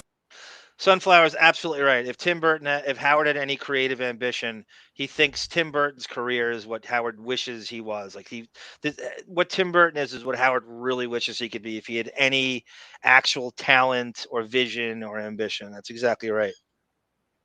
Was that Ralph in the background before? Yeah. They brought Ralph in because Ralph's a Tim Burton groupie. Ralph wishes he was Burton more than Howard does, actually. There's one really funny thing that Ralph has done in the years I've listened. And I think Ralph's better on the air than Howard is now. Oh, he is. I'm not kidding at all. I think for years, Ralph's better on the air than Howard is. I think since I want to go way more of a mid-serious. I want to go with when he was on the wrap-up show and Geek Time, and he used to be on the. I think Ralph's better on the air than Howard is. Do you remember the Ralphie Cake song? Yeah. There was one time he called in and the Ralphie Cake song is playing. And when it gets to the part where it goes, "You have disgusting berries all over your face," and Ralph goes, "Just one." It was really funny. That's that guy Mike Morse who did that. He's like a comedian. He was in some of the roasts. I think he opens for Lisa Lampanelli. I've definitely heard the name before, but I don't know him by face. He does like parody songs and shit. Sarah seeds a jealousy while complimenting with a $1.99 super chat. Midlife. Oh, okay. Sarah, as he wants me to do it, as Sarah sees with jealousy while complimenting with a $1.99 super chat. Midlife crisis. If anybody doesn't know what that is, it is from the world's meanest listener contest. This caller called in with a recorded bit where he basically did it like a Batman villain. And he just rattled off all this stuff about Howard getting Botox and plastic surgery and hair plugs way ahead of its time, all the way. Mm-hmm. And Bon Jovial and I both loved it at the same time. He was like, I couldn't believe he saw it. He couldn't believe I saw it. And nobody kind of understood where it derived from. But again, I don't expect anybody else to like it but us. But for some reason, I was obsessed with it. And I just replayed it over and over again. It just sounds like a Batman villain. I like it so much better now than at the time. Like, just because of the voice is kind of obnoxious, but yeah, the way he nails them on just about every. Oh, you did hear it. You did hear. Oh, yeah. Okay, good. Lauren Marie writes, I was visiting my parents last week. I found a 1999. Oh my God. I read every issue of Entertainment Weekly probably for a good, I want to say 15 years. Either I subscribed to it or I read it in the store or in Barnes and Noble or Borders Books. I miss that magazine so much. Sleepy Hollow, Christina Ricci and Johnny Depp on the cover in a drawer in my old room, and lots of stuff from that era. Such good memories. I know if you have old magazines, you go through them and you go, oh, exactly. It's almost like good music, because you know exactly where you were when you read that magazine or got it, and you just look at the way what was popular in that magazine. Like, holy shit, like that guy was. We thought he was going to be a huge star, and he just, that's like the Nicolas Cage era. I met Christopher Lee, and it's. What's that? Oh, I'm sorry. I was just saying I really miss magazines. I do too. I like the physical copy in my hand. I had a very almost religious tradition every week of going to Borders Books or Barnes and Noble, getting a huge dark black coffee, and reading 10 whatever magazines came out. I would do it once a week, and that's those days. Gaming Monthly. Yeah, I like that. Game Pro. Yep. Right, and there was another one. Oh, there was a bunch of games. There was a bunch of them. There was about 5 of them. Yeah, and you could see like the stills of the stuff and what was coming out. There's so many failed games that never made it. You'd read about them and they'd never come out. You're like, no. Oh, I know. Johnny failed to corner the movies with Ed in a yeah, and he lost out to Whoopi Goldberg and Eddie. I wish you know what? I want to see him in a basketball movie. Tone Cot, I do. I'm gonna contact the director of City of Lies, who's going to be doing a Pistol Pete Maravich movie, and I want Depp to play his father. Like for 2 hours, it's like he looks at you. You're like talking to Dracula. I mean, he is Christopher Lee. He's like looking at you, and like scary. You're scared, like for 2 hours. But that's what's great about Tim too. Like he loves Christopher Lee, so he puts him in his movie. Like I wish you'd make. Is that in on that? Okay, it is. Okay, so I am going to jump to. So that's an interesting. Burton also had his wife at the time, Lisa Marie, who is kind of a goth-looking model, and she was in, and it's his female muse now is Helena Bonham Carter. She's basically the female Depp muse for Burton. Burton, like a lot of these directors, uses the same people over and over and over again. I mean, I guess I can't blame them. It's easier to just cast your friends all the time. Let's go to September 11th. No, wait. Let's go to. Okay, I want to go to Blow. So this is Blow. Howard, Ray Liotta. Let's do like a little homage to Ray Liotta, who just passed away, comes in to promote something else. I think it was Heartbreakers with Jennifer Love Hewitt. And he can't stop talking about Blow. So we find out somehow he and Howard have a weird friendship on the DL. And Howard, a week later, gets to see Blow before it comes out. And so this is Ray Liotta. You've seen Blow? Oh, yeah. Okay. Yeah, I would think you'd like that. That's Great definitely movie. right up. It's A. Smith's favorite movie. It's A. Smith's real life. So this is Ray Liotta on the Stern Show in studio. There's actually a video of him. I tried to find Burton. I only had, I couldn't get the full. So this is Liotta. Isn't that kind of scary to these directors when you go up to them in the gym and say you want to work with them? Don't they get that all the nice. time? Like coming up to you on the street and saying, I like your work. I saw you on the airplane that one time. That's right. So yes. I appreciate it. And we became friends. There we go. And here there you I am. go. That's it. So that's, I assume, everyone, that's the last time Howard took commercial airlines, right? He hasn't been on he hasn't, I hate this now. PJ is now the acronym now for private jets. So I predict the last time what Ray Liotta is talking about is the last time Howard actually took commercial airlines, because this is 2001. things are going well for you now. Do you get in a movie like Hannibal, and all of a sudden, do things explode for you? Do people go, "Oh yeah, Ray Liotta"? Do they suddenly remember and go, "Man"? True story, Sunflower Dragon. Johnny Depp's inspiration for Ed Wood, from his mouth, is Casey Kasem meets Ronald Reagan. And so he does like a fusing when he creates a character. He doesn't have the real guy to base it on. He does that. He's like, well, who does he remind me of? And then he does that. You know, it's pretty brilliant acting technique, actually. I'm sure people are imitating it all over Hollywood now. Got to put him in something. I think that with the combination of Heartbreakers, and I got a movie Blow coming out with Johnny Depp, which is really an intense movie. Right. Yeah, I've been hearing good things about that. And I saw some of the previews. It's an amazing story about this guy who brought in hundreds of millions. He was the middleman for Pablo Escobar and the Medellin cartel, and I played Johnny Depp's dad. It takes place over 30 years. Johnny Depp's dad. Well, it takes place over 30 years. Oh, I see. I get it. So he's a young kid, age, right? Yeah, I mean, you know. Gina Bobina, how old is Scott Bale? Oh, 45. Right? Is it? I'm not outing you. You said your age, right? No, okay. I said it before. And sorry, I'm not paying attention to the chat because it's hard for me to do two things Don't at worry. once. What else you doing? Smoking. All right, I raise you. Is it cigarettes or something else? Just cigarette. Okay, you want to know something that's pretty badass? Listen to this chloroseptic coming in my mouth. You hear that? How am I supposed to top that? You can't. You just can't. You mean Johnny Depp is going to be Escobar? No, he's going to be the guy who's the dealer. He's going to be the dealer. No, he's going to be the. Yeah, I mean. Okay, I didn't think this was that bad of a question, and they're cackling at poor Croy. She asked if Depp's playing Escobar. Depp's a phenomenally versatile actor. I can see Depp playing Escobar. It's not ridiculous. He can do anything. That's not bad. That's not a cackling question in her face. They're just laughing at the way she looks. Yes, yes. I thought that's a very mean response. And Vinny Favale can be a very bullying guy. I think he has a. So he uses the two. So this is the Jackie chair, guys, and we're going to do a show with Casey Armstrong about the rotating Jackie chair. So this particular day. Ron Zimmerman, you know Ron Zimmerman?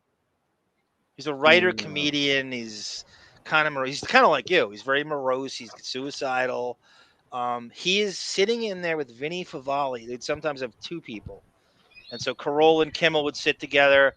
I one time saw Stanhope and Carolla on the same show, Rogan, Dave Chappelle. It was a phenomenal time. I really enjoyed that. And he should be doing that today. Because he can't, he can't extend the show. He doesn't want to let these people shine. You'll never have comedians on the show ever again. Richard Jeni, who killed himself because he can't get on the Stern show, and there's nothing funny about that. Opie and Anthony and Howard both turned him down, and it destroyed he's just like, what? And Richard Jeni's as funny as that. Like Seinfeld could be Jenny. Like Richard Jeni could be Seinfeld. Like you could just take George Costanza, Elaine, and Kramer and put Jenny instead of Jerry, and you have the same show. In fact, I think Richard Jeni's actually more likable and funnier than Seinfeld does. Do you remember the way Jason Kaplan used to laugh at that? That's where I'm going. That clip we play all the time. So fucked It's horrible. Now, what do you think that does to a guy like Jenny who thinks, I'm 50, I haven't really made it. All my friends have talk shows and are completely established stars, and I'm still kind of playing, what's the comedy club in your town? Not Laugh Factory, Stress Factory. Okay, I'm playing. That's in New Jersey, right? Yeah. Okay, I'm playing the Stress Factory on Tuesday night. I got to play fucking McGuire's Comedy Club, and the goal is to not do that stuff. These guys want to get off the road, and he's looking at himself in the business for 27 years. He's like, I've made, I'm as good as any of these guys, but I just didn't hit right. I don't have a gimmick. I don't have and it just, I think when your whole self-estitle is steeped in approval of strangers in Hollywood, it can't be good. If it doesn't hit right, You know, and I, you hit a certain age. I've come to enjoy. I never knew about him except um, checking out the Opie and Anthony shows over the last like 10 years or whatever. That Otto guy, Otto and George. Yeah, that he was actually I knew him from Opie and Anthony before he was ever on Howard. Oh, he Howard was didn't on have him Howard. on until yeah, he was on Howard a couple of times. I think Jackie was responsible for a lot of the comedians of those days getting on the show. And then um Casey claims that he was booking the comedians. He tells us this Really? after Jackie left, Casey was trying to do stand up and he would meet these guys in the clubs and he was bringing in, Florentine and Levy and all the guys you kind of going, oh, I wouldn't know this if it wasn't for them being on Stern. So all those guys, not the established names, but the names you'd never heard of that were local to the Yeah. area. I swear I'm not even joking.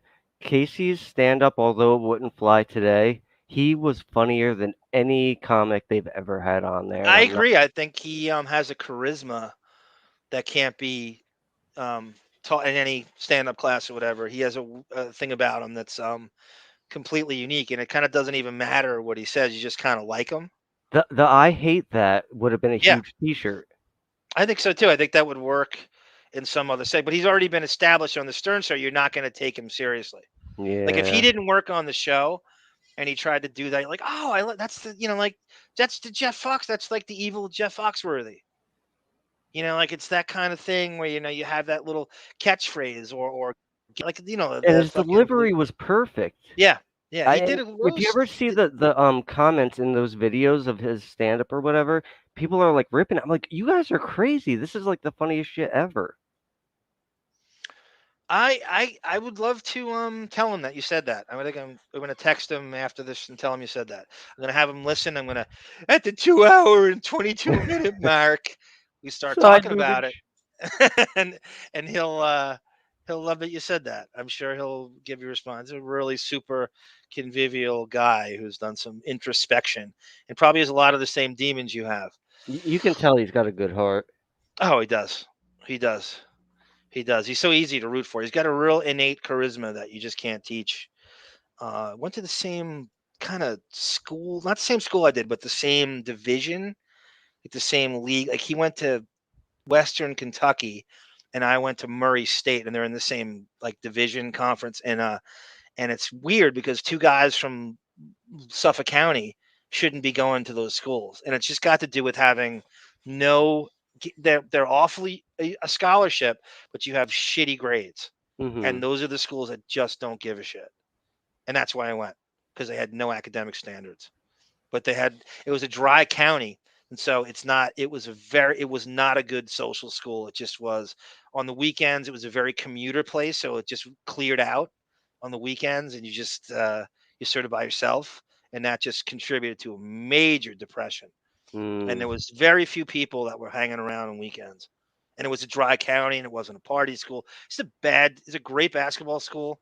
I actually got cut. I tried to be a walk on because there's nothing else to do, and there's not a real good market for barely 6 foot power forwards. I just couldn't adjust my game. I'm not a guard, and I didn't want to be. But I tried to see like how it was to play Division One. I just had no business. It's such a different.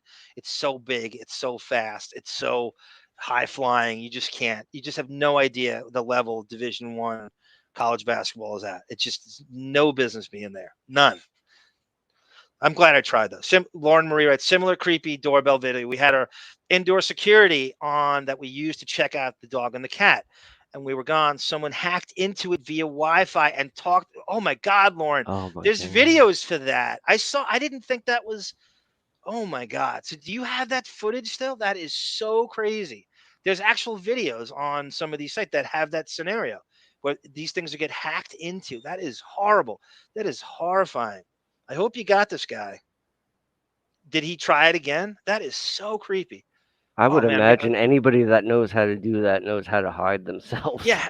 Well, you're kind of going like the old joke is like, well, if you can do that, then why can't you turn that into some kind of productive career? That's like supervillain shit. That's like Yeah. diabolical. Like, how do you even know how to do that? Dude, I barely know how to get on YouTube. Well, you got on this, huh? Let's see Arty do it. Bon Jovi couldn't figure it out. You know. You mean Johnny Depp is going to be Escobar? No, he's going to be the guy who's the dealer. He's going to be the dealer. Right. See, you know, when that how did you get this? Did you hustle him? Did you see him? Oh, she's an old friend. Hooper 45 says you sound like a New Jersey Bon Jovial. Unfortunately, that's where I am. Everybody, oh, you like Springsteen? You like Bon Jovi? No, I hate them both. I'm assuming that's going to be my nickname now. Are you in North Jersey or South Central? Jersey? Okay, so my relationship with New Jersey is almost, in terms of being there, is almost completely predicated on driving with my. I went by myself, not by myself, with friends when I got my early 20s, but I haven't been in a long time. So going with my sister and my brother-in-law, my now brother-in-law, to Action Park. Nice. In Vernon Valley. Is it Great Gorge, New Jersey? I don't know, but I know I've been there before. And Great Adventure, of course, in Jackson, New Jersey. Yeah. Which is South Jersey? I think so, yeah. It's almost Cherry Hill. I'm really bad with like where things are. That was that was my favorite thing to do as a kid, like going to those places. And that was when it was like game on. They didn't have accidents. If you did, you didn't know about it.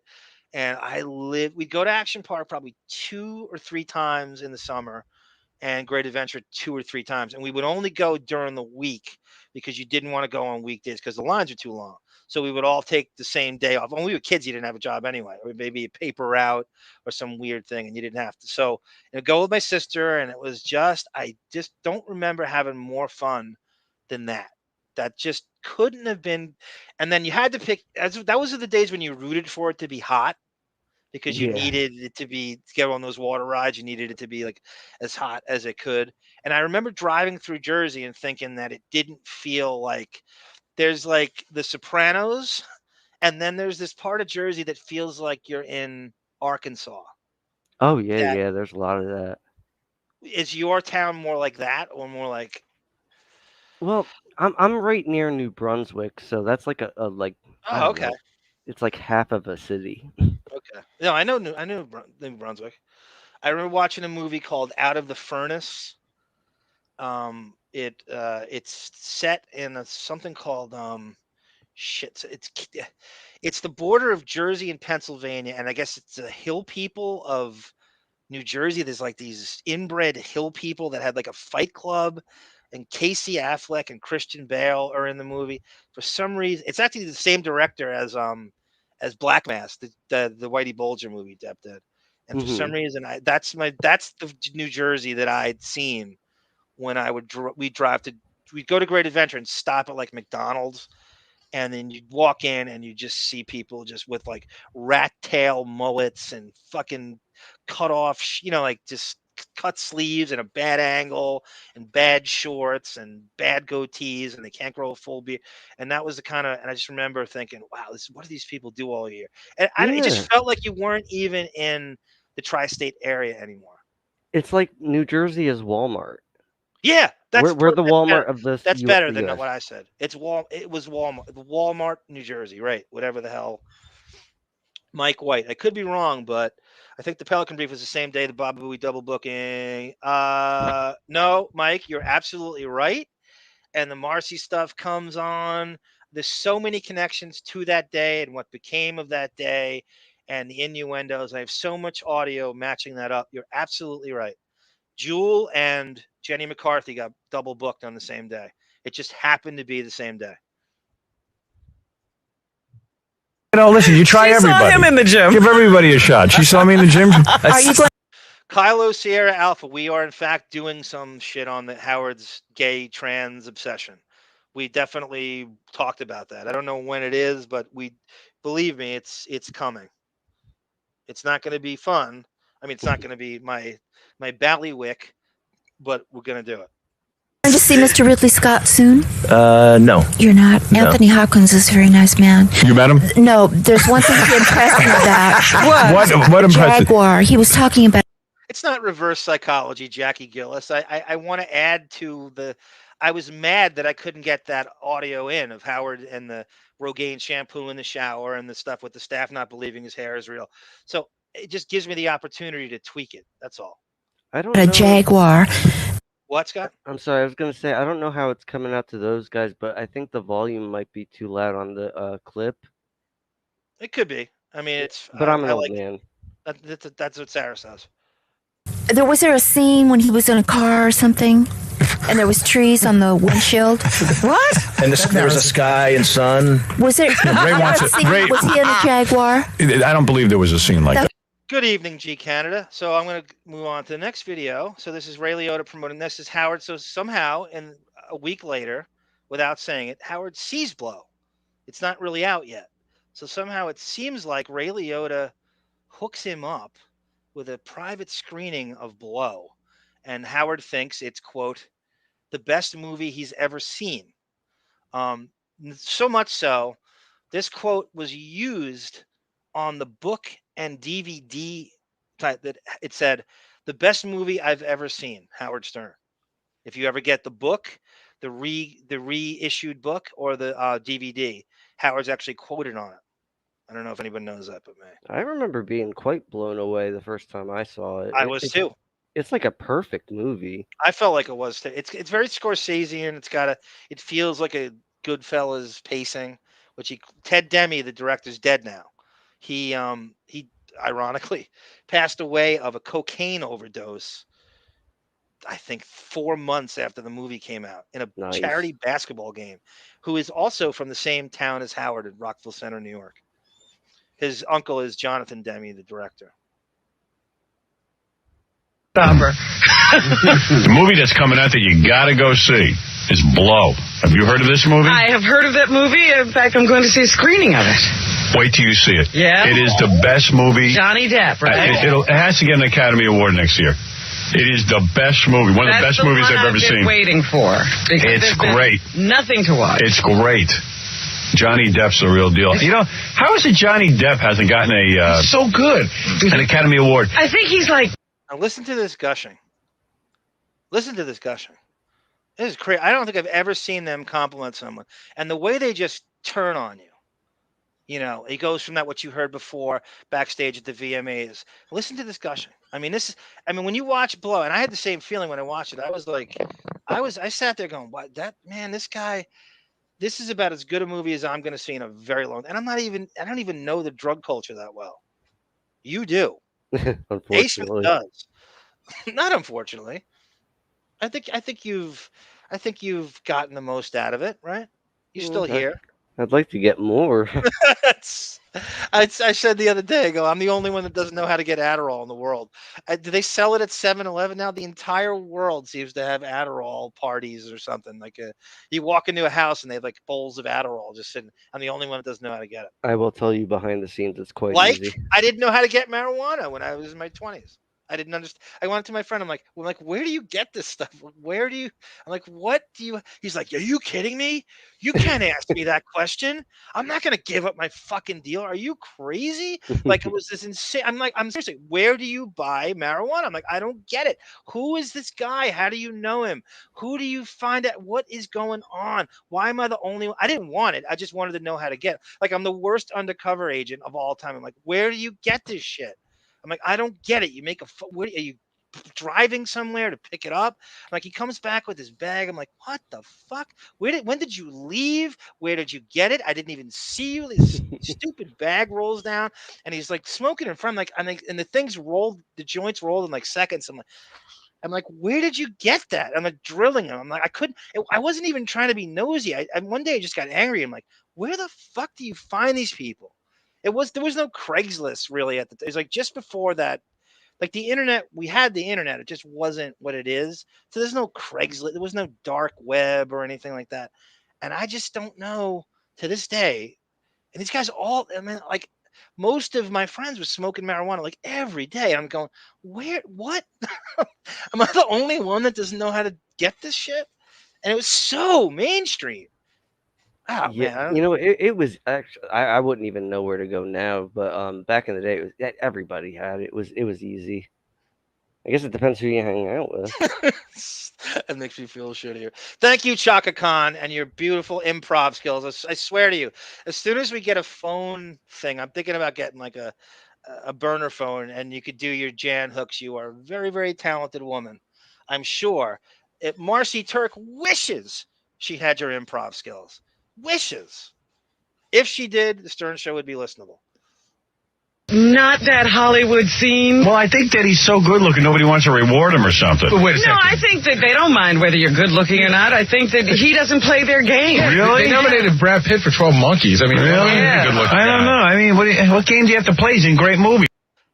Howard's right. When I watched this movie, I'm thinking awards too. I thought Ray Liotta was brilliant as Fred Young, his dad, who we just saw, Ray Liotta. I thought he deserved a supporting award. I thought the whole damn thing. I mean, I felt the same thing when I'm watching. I'm like, there's no way this isn't going to be nominated, and it just didn't. Howard. This is when Howard's like spot on. He had really good opinions back then. He had a radar. I felt I agreed with him on so many things back then. I can't I'm believe actually it's the same surprised guy. to hear Howard gush like this without getting paid. Oh no, that's a phenomenal point by you. This is not a product placement. This is not, as far as I know, and I would love to maybe ask Casey Armstrong, because it's a great question for him, there's no product placement here. But that's a brilliant theory by you. I never even thought of that. I don't think it is, though, just because that movie wouldn't need a big push. And they would know that. But Howard's demographic and audience is perfect for the Blow crowd. Yeah. It's an edgy kind of thing. I know it's just an edgy. You know how that movie got made? It's a weird story. Can I tell my favorite Dennis Leary story real briefly? Please do. Dennis Leary is best friends with Ted Demme. So Dennis Leary's old stand-up specials you used to see, No Cure for Cancer and all that shit. The Cindy Crawford stuff you'd see on MTV. Ted Demme directed those. So they have a very, famous friendship, and he directed the movie The Ref. I don't know if Kevin Spacey's in that. Oh yeah, I like that. Yeah, so Ted Demme directed that, and they're friends forever. And Dennis Leary was a big fan of the book Blow by Bruce Porter, and he just passed it off to Demme. Demme read it and said, "This is an amazing book. We got to do this," and that's how the movie got made. And the only way we're going to make it get made is if Johnny Depp plays the lead, because I don't know who else they tried to cast, but the studio wouldn't go for it unless they had, and so Depp agreed to do it, and that's how the movie got made. Wow. And this movie, he's brilliant. But he hasn't been in any of those big Hollywood movies. He takes those independent films. He's always working with Tim Burton and other people who are out of the stream. Blow's the story of a cocaine dealer, and it's great. Is he the dealer? Yeah. And he's the guy who used to get all the drugs from Colombia. He was like the man who was the filter into this country. Yeah, he makes a deal with, what was the big drug guy? Oh, God, the big drug lord. The name. Escobar. Escobar. Yeah. Belo, you're having me rethink my whole thing now that this could be a product placement. Yeah, you're having me question myself now that I'm going to ask Casey Armstrong if, not that the movie's not brilliant and unbelievably watchable and everything Howard says is right here, but it's really laying it on. Yeah, he's going into too much detail now. I'm starting to think it might be. Dorian Morgan says Howard believes nothing. He pretended to be right-wing back. Yeah, well, I got a whole thing here. I don't know if we can even get to it today. We're having so much fun, Dorian. So this is going to even be a while on this Thursday that we just do Depp versus Stern. Just to give an excuse to turn it into like a Gunk-esque thing. But I got so much stuff with Depp and Howard over the years, even though he's only really done the show once. Howard was Mr. fucking Armchair Warrior, Badge Bunny, Stolen Valor, Chicken Pelican Hawk. And, right after 9/11, he wanted let's invade the wrong country. Let's bomb everybody. Let's blow up all the Middle East. He all of a sudden turns tail in 2004 when he realizes, oh, we're invading the wrong country. And then he goes into the John Kerry mode and the fake battle with the FCC, which of course was meant to promote Sirius. You know, they're censoring him, Michael Powell and Clear Channel and all that shit. All horse shit. All an infomercial for his move to Sirius. Emilio Escobar.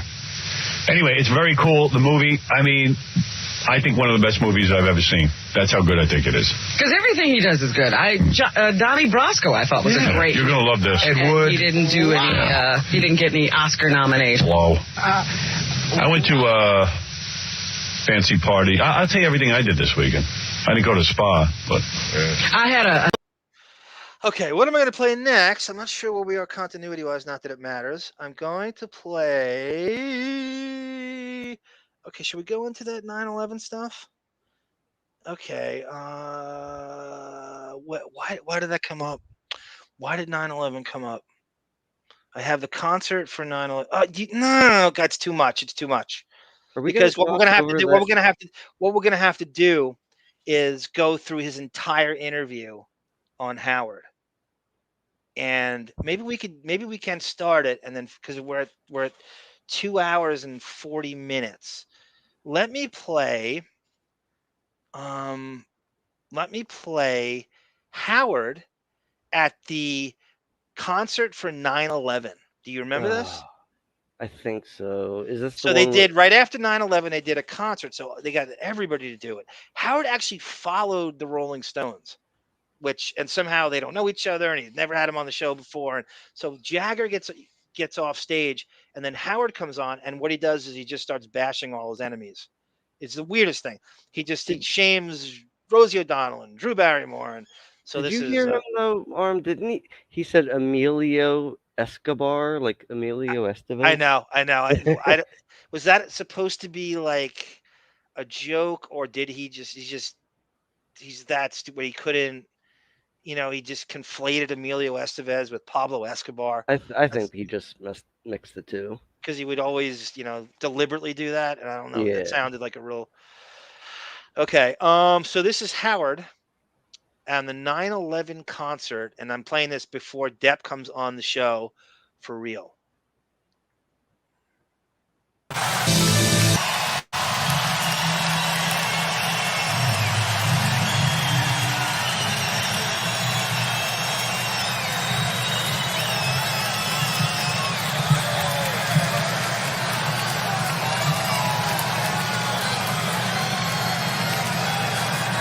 CB wants to know if you have a prescription for vitamin D3. Yes. They're all worried about your vitamin D levels and your mercury levels. The Sunflower Dragon seems to have. She seems to be the. How do I put Empress of vitamin D in all things hippie-esque or what's the word I'm looking for? God damn it! It's oh man, what is the word when you? Oh God, I'm blanking on. It'll come to me when I'm. Ew.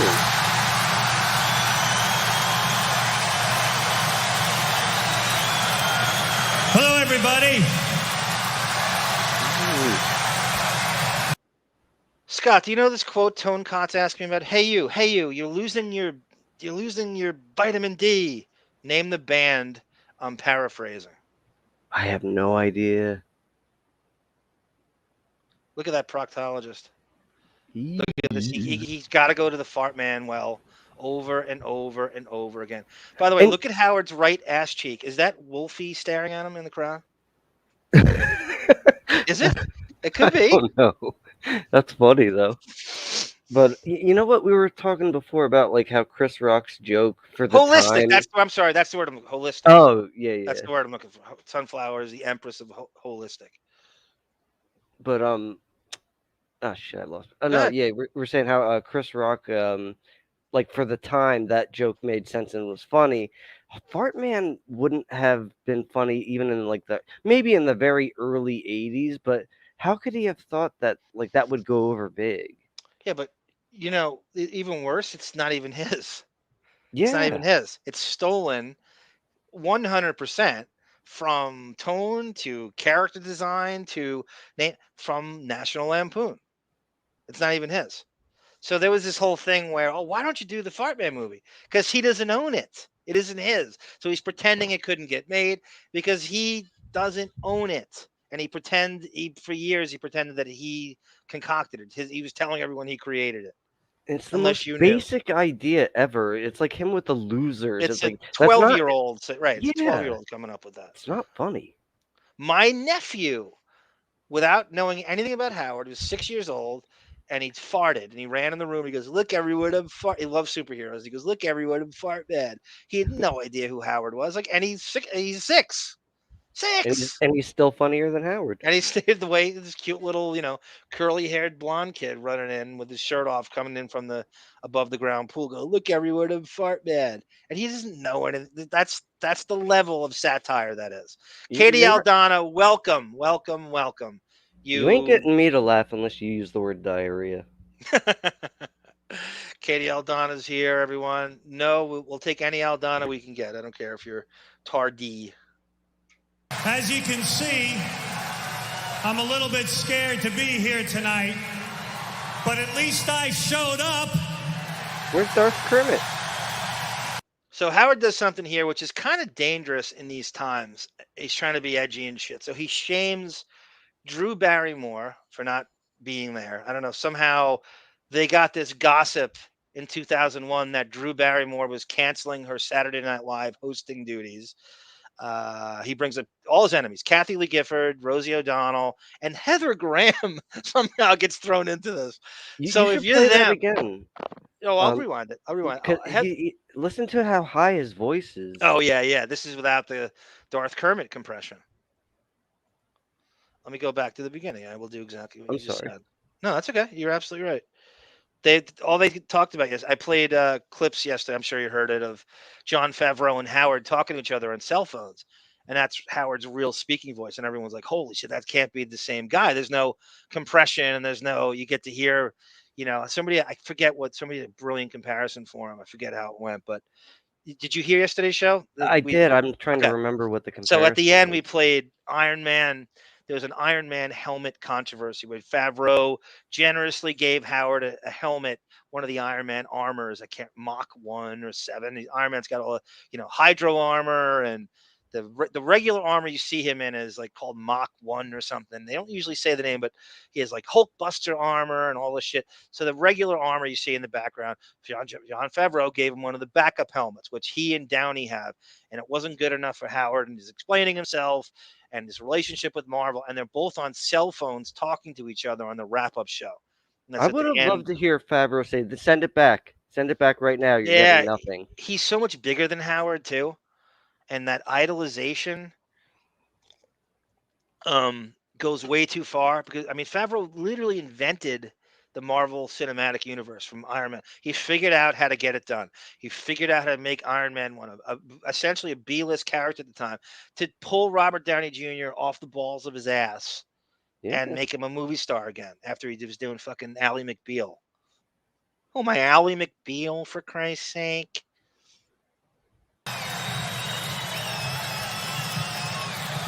So my point was, just to put a button on that, so it's a very dangerous time. You have all these chicken hawks and armchair warriors wanting blood, not knowing who to attack, and everyone after the fucking, Pentagon was in the Twin Towers and the Pittsburgh flights.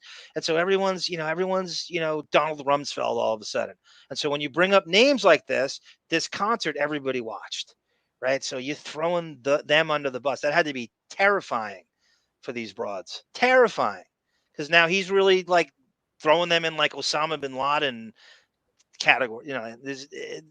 You're Drew Barrymore, you're Heather Graham, you're Rosie O'Donnell. You go holy mother of Christ, you son of a bitch. There's no coming back from this. And somehow they've all done his show since. Not Heather Graham. Heather Graham's never done the show.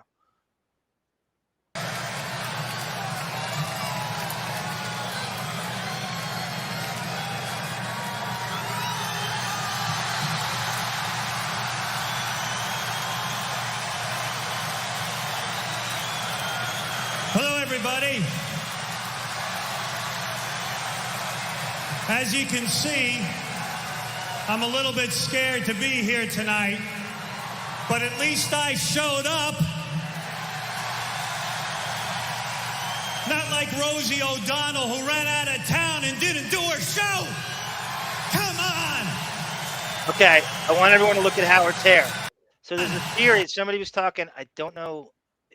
One of us was, and I was in on the conversation, of course. This is Howard Not now. Like Rosie O'Donnell, who is ran in out of town and full plughead mode. I don't know if he was having the hair system yet. So now you could see scalp. If you look directly in the middle, right where his nose is, go up, and there is a scalp where it runs up, and it's irregular hairline. And that little spot bothers him so much that that's how the scalp got covered. You could see it, right? When he watches himself back, all he sees is that spot, that little part. See it now? Yeah. Oh, look at that rat face. Right, and look at that. Look at that. Look at that. Oh. Look at that Rhea Perlman bullshit. Awful. So there's kind of a balding going on straight up the middle from his schnozola. And that particular, this scalpage is what bothered him so much, as I think when Tony Coburn really got brought in to 24, went from 12 hours to 24 hours, and then the hair system shit. A lot of people swear that this is the year, like 01 is when he started going full plug head. I want to make it very clear. I would never make fun of anybody for their looks alone. Just admit it. Just admit you have it. He's such a fucking monster that it makes me sick. He looks like a rat. But he hair shames everybody else on the planet, so there's no quarter given when you're dealing with this net. I mean, I don't care how obsessive we sound. I can't get enough of this. That looked ridiculous. That particular.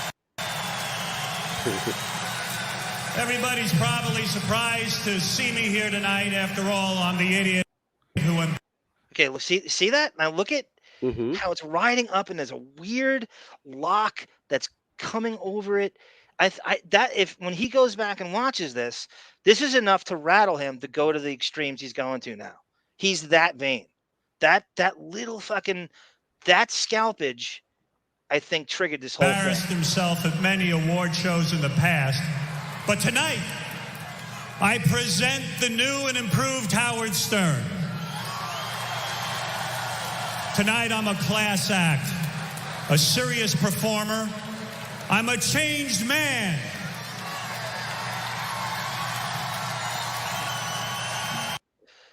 That was his. Did you ever see him on the Larry Sanders Show? I've seen the clip. I haven't seen the full episode. Yeah, that's exactly how he delivered it. So he went.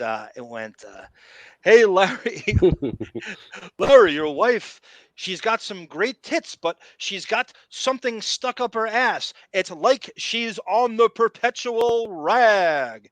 So that was his sort of go-to theatrical Howard delivery during and that's pretty much the extent of his scenes in Larry Sanders. It's like she's on the perpetual rag. He's so funny.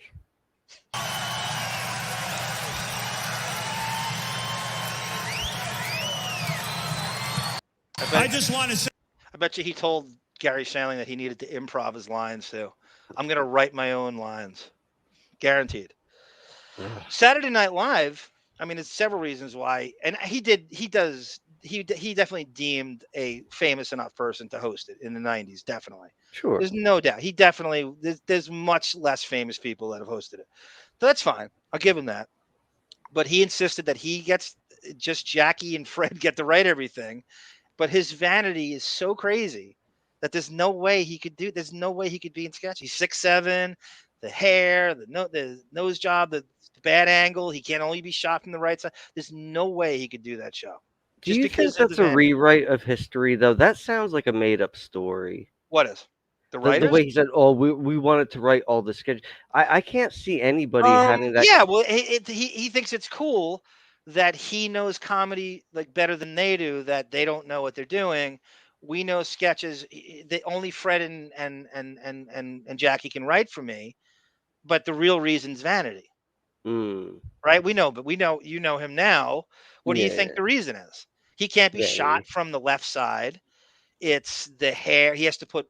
They have to have a separate hair. He can't have Tony Coburn doing Saturday Night Live hair shit for him, right? You have to have their people do it. They have to. It's all about vanity with that. Believe me. Nobu.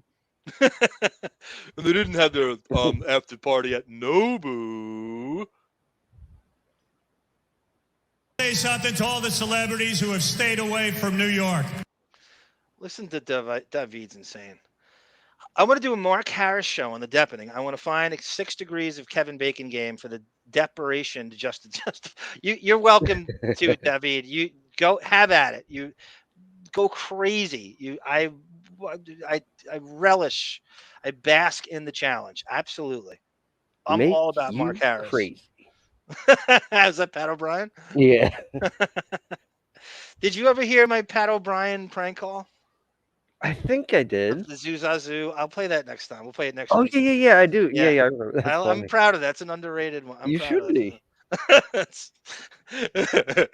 Sleepy Hollow is a great movie. Thank you, Katie O'Donnell. I'll take full credit for it. I just wish it was longer. I think it needed another half hour. I think it was too short. It was an hour and 46 minutes. I thought it needed another half hour. I thought it was a little too fast foodie, and you can't go wrong with Walken. She is right. I say shame on you. Come back to New York, Howard Stern. Tonight I'm a class act, a serious performer. I'm a changed man. They're having big controversy of me comparing Sarah to Liz Cheney. I'm just comparing Sarah to her delivery and her cadence during the January 6th trials. How amazingly poised and articulate Liz Cheney is, and kind of she has that strength. That's all I'm doing. I know there's a lot of differences deep down, but Liz Cheney is very, very good at this. She is a beast when it comes to the leading that thing. If you have to choose, and she's got a lot of balls being a Republican defecting like that. And she gets a lot of shit in Wyoming and she doesn't give a shit.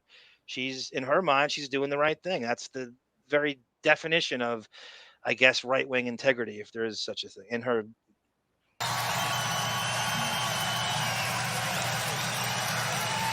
Oh, Lauren Marie, you are a kindred spirit. I saw it in the theater, something like that, 6 times, 10 times, over and over again. I remember I could not see that enough. I at least saw it 6 times. I'm with you. Absolutely. It had such a rewatchability to it. She thinks it's perfect. I think it's close. I think it needed another half hour.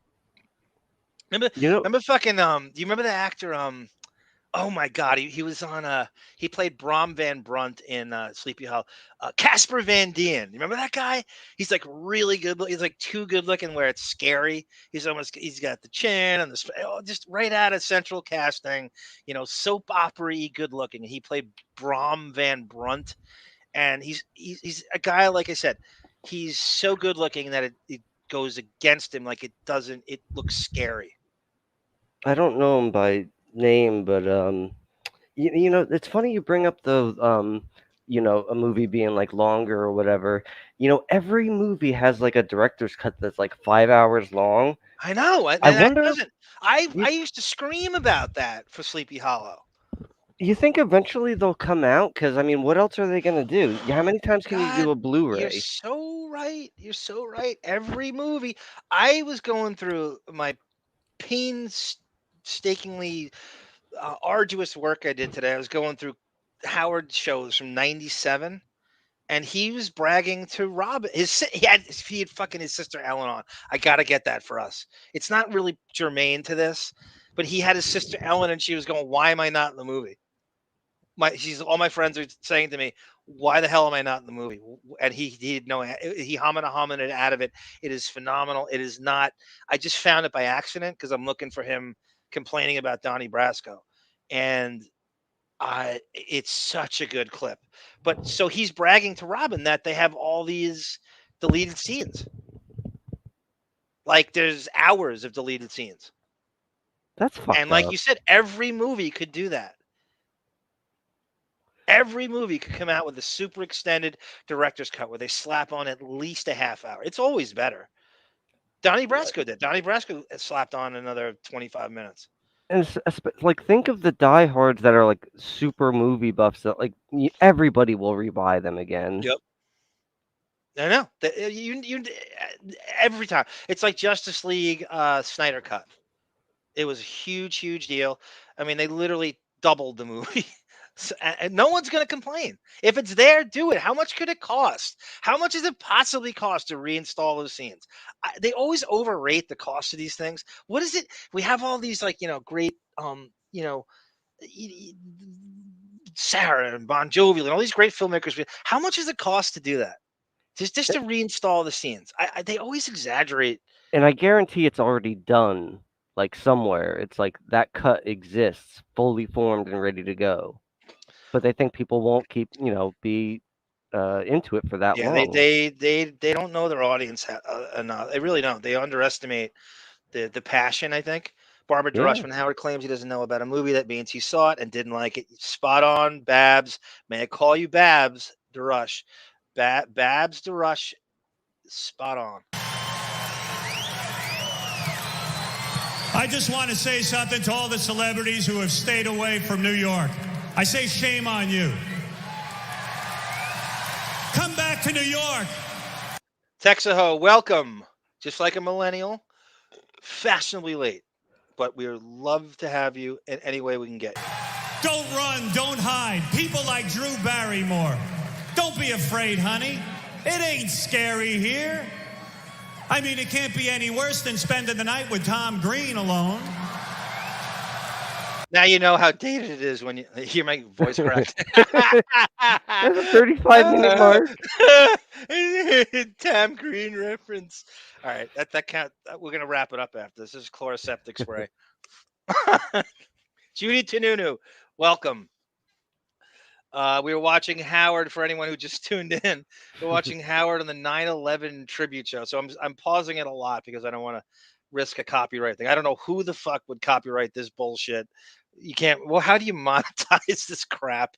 But anyway, this is at least you don't go back 35 minutes like a Red Bar on every clip you pause. You like Red Bar? Huh? No, I don't. I very much enjoy him calling out phony and scumbag people, but I hate. He's not funny, and his show is awful. But I can't help but. I love Red Bar. I love. He's so good at what he does. I want to thank Philly29 for the 50. Philly, that is so generous. I didn't see. I'm still catching up. I'm sorry. I'm just seeing you now. That is so generous, sir. Thank you so much. That's crazy. I don't even know what to say.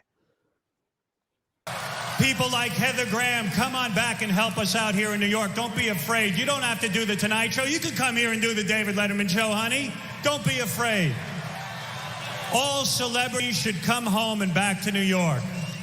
Although a few of the celebrities should stay away, like Kathy Lee Gifford and that annoying hen on The View, Star Jones.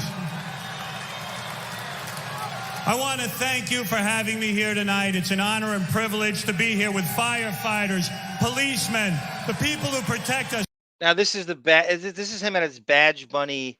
This is him at his badge bunniest, right? You have his wet dream. You have cops and firemen over there, and he gets to play the thing.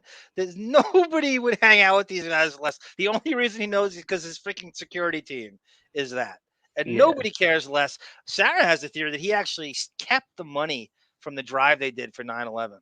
I wouldn't doubt that at all. Sarah dug around looking for proof that he don't, and she can't find it. She spent a lot of time. This is like a couple of years ago. She swears. I don't know if she's in the chat right now. She swears that he kept the money. Remember they were doing like a year-long charity drive, and they never really told where it went and how much it was. Dude, he's that big of a scumbag that he absolutely would keep it. Like somehow they met their goal and says, "Okay, I'll just keep it." How much money do you fucking need? Nobody called him on it. I know. Thank you, Gunkster of Love, sir. Have a happy 4th of July. You too. What is everybody eating? I don't know. I'm going to use the Ninja Grill and make ribs. And God knows what else. Some kind of macaroni salad. I make a kind of a pasta salad. It's pretty much rigatoni, sliced tomatoes, feta, mozzarella, broccoli, black olives, green olives, pepper, salt, vinegar, and oil, and Italian dressing combined, all in the same bowl, and maybe sliced pepperoni. That's just one of the things. I might make macaroni and cheese as well. Texo, I grew up in the hood. My dad is a hippie stoner, yet I struggled to find a connection. I didn't do hard drugs till my 30s. Wow. That's a unique, right? That is Scott? interesting. Yeah, yeah. He just started. Howard didn't start drinking until his 40s. That's so bizarre. he claims. It's really bizarre. G Canada, Craigslist, dark web for drugs. Oh no, G Canada's he's gonna nerd shame me. G Canada loves to think that I'm this kind of Richie Cunningham type or something, where I don't have a dark. I have a very dark side, but anytime it's and he always catches me in the middle of these rants. I walked right into it. G Canada, you got me. He writes, Craigslist, dark web for drugs, marijuana, laugh. Haha, Arm, you truly are a bad boy. You are such a ball buster. But it's all true. I do not know where to get marijuana. I will cop to it. At least I'm honest enough to admit it, right, guys? Damn right. John O'Reilly welcomes. This is what I'm talking about, Scott Balo. When I say you can learn stuff in the Deppening or Radio Gunk, John O'Reilly's legalese during the Deppening streaming was unbelievably effortless and I learned so much about the law. I really felt like I had a bachelor's degree. Yeah, yeah. And he was so the timing. He was so much better than all the grifters on these legal bite shows that are. I mean, we're so lucky to.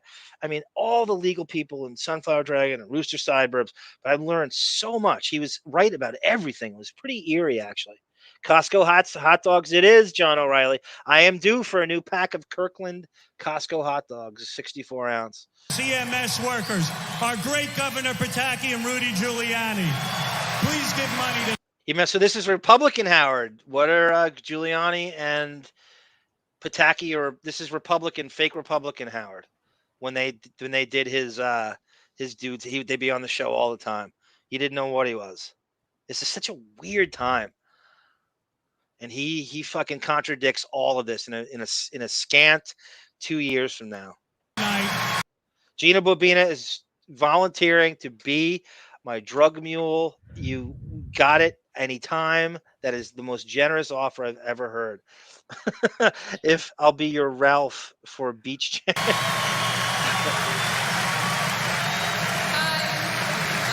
Does everybody remember her, Julia Stiles? Oh, I hated her. Was she in the American Pie movies? She was in a bunch of Wigger movies. Was she in Save the Last Dance or Love and Basketball or something like that? I would say Save the Last Dance sounds right. Yeah, this is the height of her.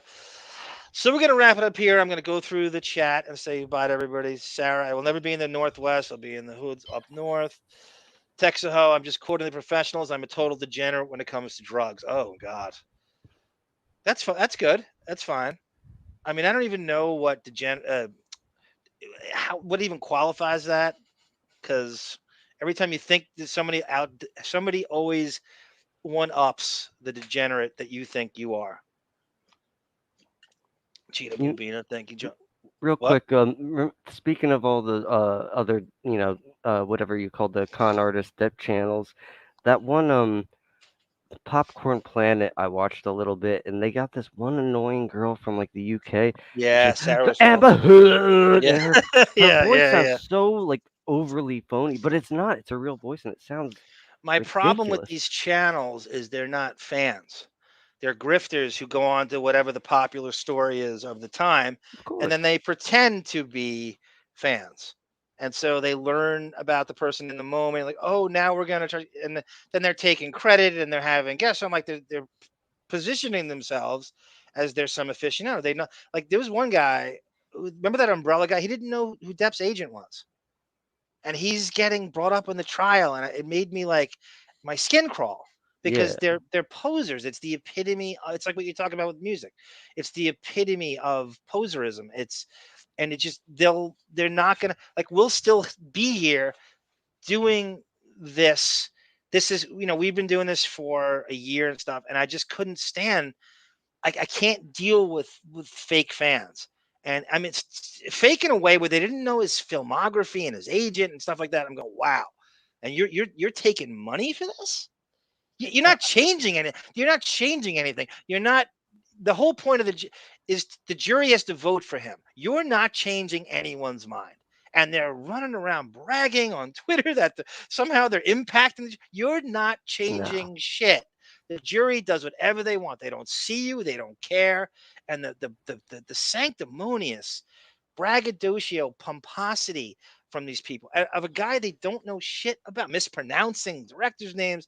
It really, when you're like me and you're just, this is like, a lifetime of just a crude of I've been a fan of his since 1987. Yeah. And I have to hear these guys accepting money for covering this. It made my skin crawl. And you just knew, like I could just tell the mispronunciation of stuff, and they didn't know movies. And I can't take it. I just can't. Color me bitter or jealous. I don't care. I have a theory about donations on a lot of these bigger channels. I think that they have somebody that sends from their like own account these like donations like that. They're coming in from random people for like $50, $100. I'm not saying it doesn't happen naturally, but I think because you know what that does psychologically, it gets you to want to contribute too. Yeah, I'm missing out, or I'm gonna get. Well, they promise you they have this tier system thing or something where they're going, oh, well, you can be on the 5th tier if you don't. And I'm just going, you just don't. You should have to take a trivia in order to even qualify for this. I can't fathom. It would be like me pivoting to covering. Give me something. What's a big thing now? R. Kelly. I'm going to now position myself as an R. Kelly aficionado because that's the big trial, or that's the big thing, and all the fans of his are going to go, "What? You don't know shit about him." I can't fathom doing a podcast because we get made fun of all the time that we're sycophants and we know too much. Well, that's how you got to be when you do this. You have to know everything. Why would you do a podcast about something you didn't care about? But that's what they're doing. And they grift onto every current, like it's going to be Alec. I actually know a lot about Alec Baldwin. I'm more qualified at it, but they're doing a story because of the movie set stuff with the shooting and shit. So I can't take it. I can't take it. I can't take it. Could you doing a sports podcast and it would be like me doing a sports podcast. It is. It would be like you deciding, oh my God, there's money in that. Let me pretend to be a sports fan, and I'll cover the NBA free agent movement right now. And people listen to you talking like, wait a minute, did he just pronounce Antetokounmpo and Titicancampo? Yeah, like you go, immediately you could see through the guy.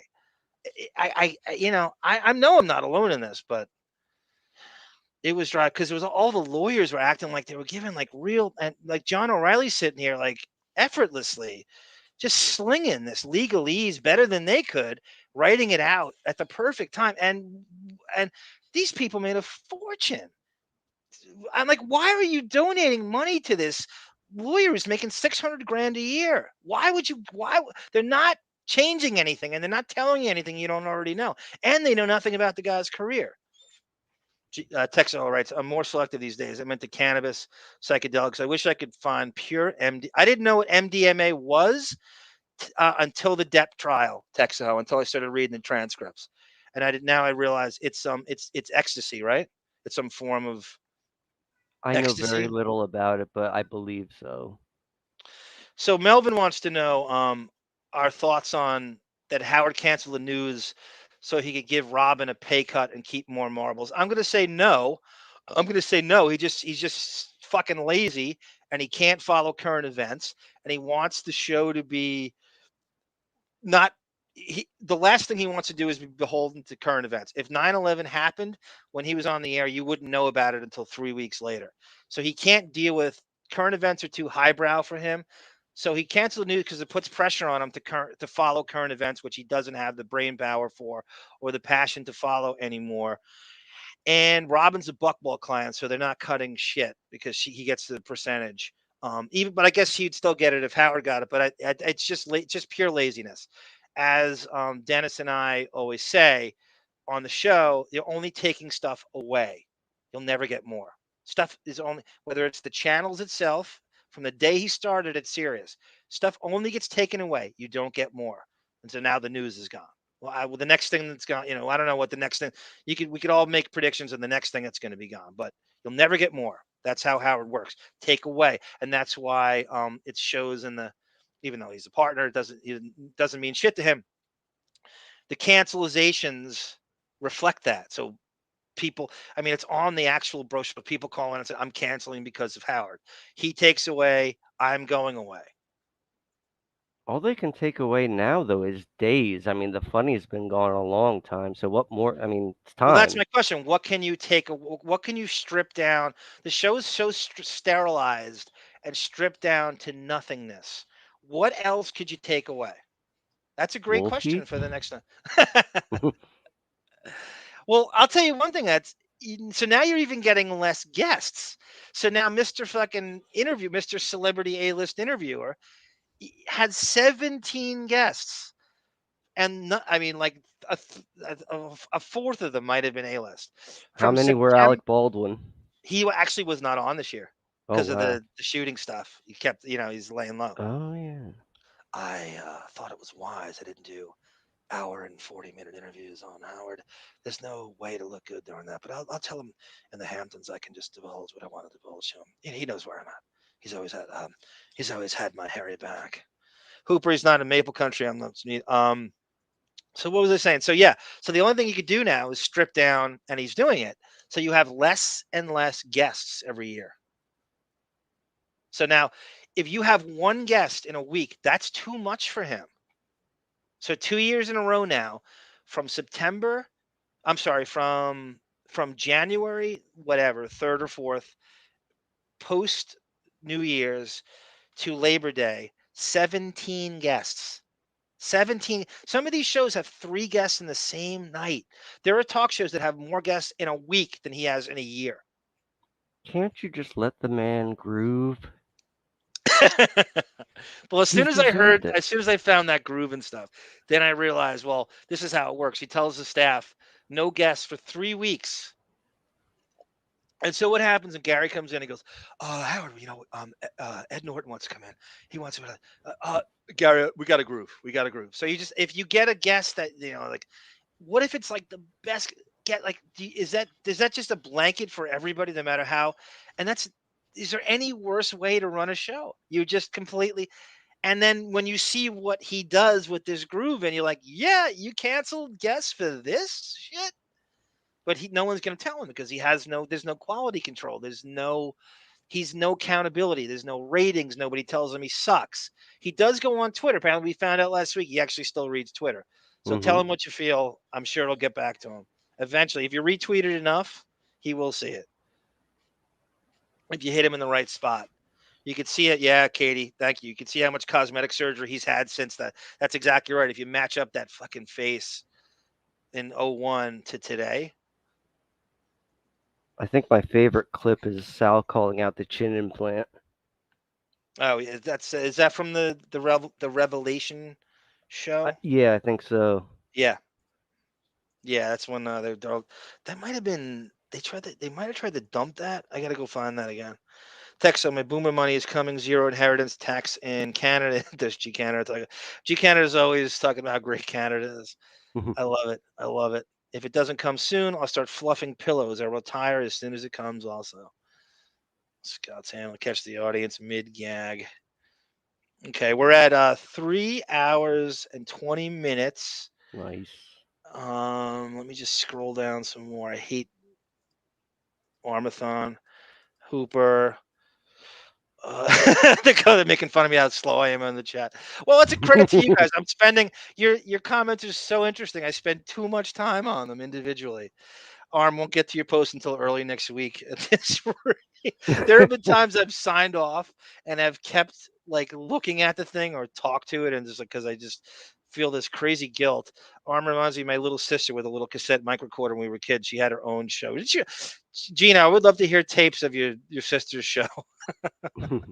I really would. I'd love to hear other ones. It's probably. I'm sure it's way better than the current Stern show. Way better. More guests too. I just chill, work out, smoke. This is Texaho. I just bought a camper van to travel around the Southwest with millennials into like Kung Fu. Wow, that does sound good. Texaho. Oh my God, Sarah, it's so in Starship Troopers. Thank you, Dorian. Right. It's like about fucking Casper Van Dien. Who am I? Casper Van Dien over here. Starship Troopers with Denise Richards and that crazy Pauly Shore story. You know that Pauly Shore story, Scott? No. It's Pauly Shore. Apparently, and Sarah knows this better than I do. She told me, I think the first one to tell me this. It's Hollywood legend that Denise Richards was an actual high-level prostitute for Heidi Fleiss. And Pauly Shore went to her, and I don't know it. He tried to rough her up or something. She ran back to the Fleiss people and said, "This guy tried to kick. He was just really physical with me." So she sent her muscle after him. They just fucking tore him limb from limb, threw him in a body bag, and then hung him from the Hollywood sign. What? And he was still breathing. Yeah, he was still alive though. Wow. Apparently, this is like a real story. That Denise Richards is an actual high-level escort. That part doesn't surprise before me. all the Charlie Sheen stuff. I don't know if Pauly Shore has spoken about it. Pauly Shore's mom owned the fucking the Comedy Store. Yeah. Mitzi. And that's like, that's a huge. I mean, even though it's a huge conduit to fame. I mean, all the comedians hang out. All the huge comedians had to go through there at some point. So he was actually on Jump Street once too in season 2. That's a story that. Go ahead, man. I'm sorry. Oh no, I was just gonna say I'd love to see you cover like the dark side of Hollywood on one show. Like I know we talked about it in Well, the that's what chat once. Monique was doing with Xavier, and I think you should. We should say to them, why don't you do a show on Pauly Shore and Denise Richards and that whole thing? I think it's a bigger story than I'm even giving it credit for. I'm just not like an expert on it, but that's a huge thing of Hollywood legend. I think I would love to hear them, even if it's just an hour. And all that stuff with like the symbolism, like the coverings of the eyes and weird things they make in the pictures. It's like, I mean, I know it's some kind of secret club and all that, but what does it mean? Why do they do it? What is it all about? Yeah, I definitely, I agree. Barbara DeRush writes, this is a great comment. Howard's afraid now to go to work because of COVID, but now he's yelling at people for not going to a 9/11 concert. That's the same guy, Babs. Spot on. That's a great point. That's the same guy. That's he was ridiculously not germaphobe. He's civilian phobe. Don't confuse the two. He hates you and I. It's not germs. It's civilian. So if Robert Downey Jr. gives him a memento, he's going to keep it and roll around with it and smell it and rub it all over himself and then put it frame. If you give him something, he's going to call security and throw it right in the garbage. It's about fame. It's not about germs. Gino Vanelli hair. I just want to stop and tell you how I feel about you, babe. I just want to stop for your love. When I think about those nights in Montreal. I love when G Canada, Gina Bobina, and Montreal One love when Montreal's referenced and something. Thank you, Rodney, sir. Great voice messages, by the way, in the last few days. You've been on a fucking roll. I can't believe you guys let DeJounte Murray go. I love that guy. It's such a weird backcourt with him and Trae Young. I don't get it. He's the next Westbrook. I really like DeJounte Murray. He's my type of guard. He's got that fat lever Russell Westbrook thing in him, which I love so much.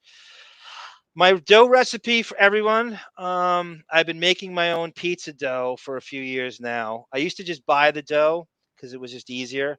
And then I decided, why don't I make it? I don't see. I think I just want to have the power to make it. So all it is here's 3 dough patties that are big pizza dough, 18-inch pies.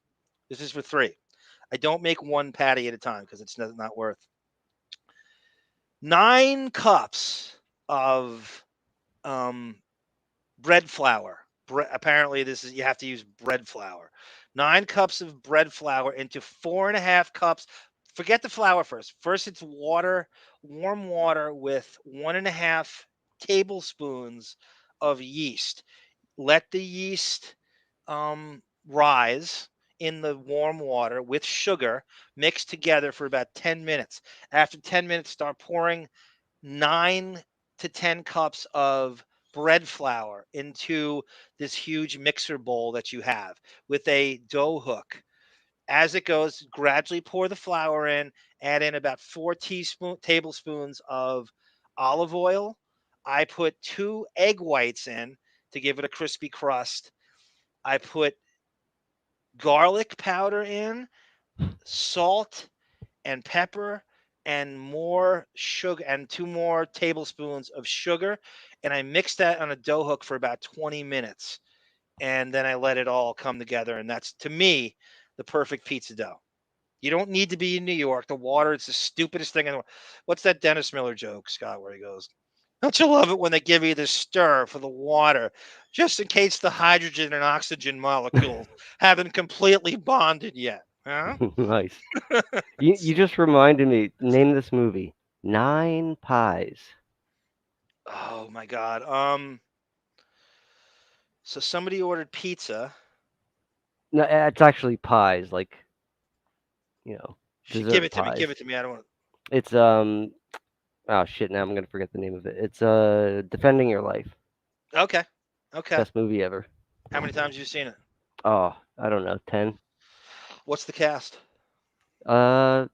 Jesus, what's that guy's name? He played Scorpio in The Simpsons. That's how I know him best. Okay. What Ah, year did it Jesus. come out? It has to be a late 90s movie. You're getting a lot of compliments here. Hooper says, well done, Scott. It was a pleasure. Cindy Lou says, Scott, you were an exceptional co-host. I can't wait till you come back. Oh, I thank you. find women reply, I hate men, says Melvin. Lauren Marie, thank you. Great job as usual with your kindred spirit compliments. You know Lauren Marie is going to have a great 4th of July weekend, right? With her Monday mimosas and going up to Saratoga. And all, she always has a great relatable story to everything. All women hate men. It's just a matter of degrees. Kyle, it's interesting how people just disappear off the face of the earth for some movie. Yes. The Short of the Fireworks. Bring Rick Moranis back. Yes, Gina Bobina, as usual. It's so cute. How did she know I look like Rick Moranis? Do you look like Rick Moranis? I look like a cross between Rick Moranis and what the fuck? I see. I'm fucked up with names. Macchio, Ralph Macchio. That's not a bad look. That's so you could play Foggy Nelson to Daredevil. That's a cool. That's a clean cut look. My little Mike, like you're a more clean cut Mike Damone. Rodney writes, "Arm, this is an age of social media, selfies, IG, TikTok. I know. Poserism is the culture. Google smart kids are going to do what Google smart kids. Absolutely, Rodney. Well said. Perfectly. You're more wisdom than Emilio Estevez in the early '90s. You're absolutely right. You can't fight it. I know. You gotta. Life is. We're kind of aging out of this shit. Unfortunately, it's tough to. Yeah, you do. You sound like a bitter old man sometimes in these rants, but you just can't help it. I just don't. I just hate posers. I don't care how old I am. R. Kelly got 30 years. Damn. Actually, before we go to I'd like to just throw out there. I know I keep bothering G Canada to start a show with me. At some point, I do want to start a show. If anybody thinks they want to do it, I don't even know, but the topic is going to be. It could be, I don't know. I think you should be doing a alternative punk music one with Sarah called Mookie Blaylock. I She mean, knows things you don't know, and you know things she doesn't know, and you come together, and it's a perfect clashing or merging of knowledge because you do. She knows everything about that grunge movement. Yeah, see, Everything. that's the thing. The only things I know about are like mostly obscure bands. The only bands that you'd know of that I listen to are like Jimmy Eat World Well, and that's Green how Day. people learn music. That's how you get introduced to music from people like you. Who I have a friend named Brendan who is in this chat once in a while. He goes by BL, and he used to keep me honest. If you like something shitty, he'd let you know. He'd be like, "No, don't do this. It's not going to permeate the next 10 years. This Yeah. isn't. They're not going to have legs. I could just, that's not." They kind of say, "You're like, wow, I like this." He's like, "No, no, no." He's like, "Don't listen to this. Listen." And he wasn't even. He was almost like looking out for you in a way. Like he just had a weird, cool factor, radar, and he knew, like, he just knew that 120 minutes kind of music, that kind of like Yeah. you know what I mean, like it's alternative, but it's new age. There's a certain radar you have when you feel like music's going to permeate the next 10 years or when it's a flash in the pan. He just is really Yeah. good at keeping you honest. So you didn't like shitty music. He didn't want you looking like a poser. And he just, that's kind of what you are. Yeah, I can't think of a single band that I don't listen to now that I did back in high school, and that's like 25 years ago. Actually, more than that. What's the most Dina Meyer? Look at Mike White. Who am I?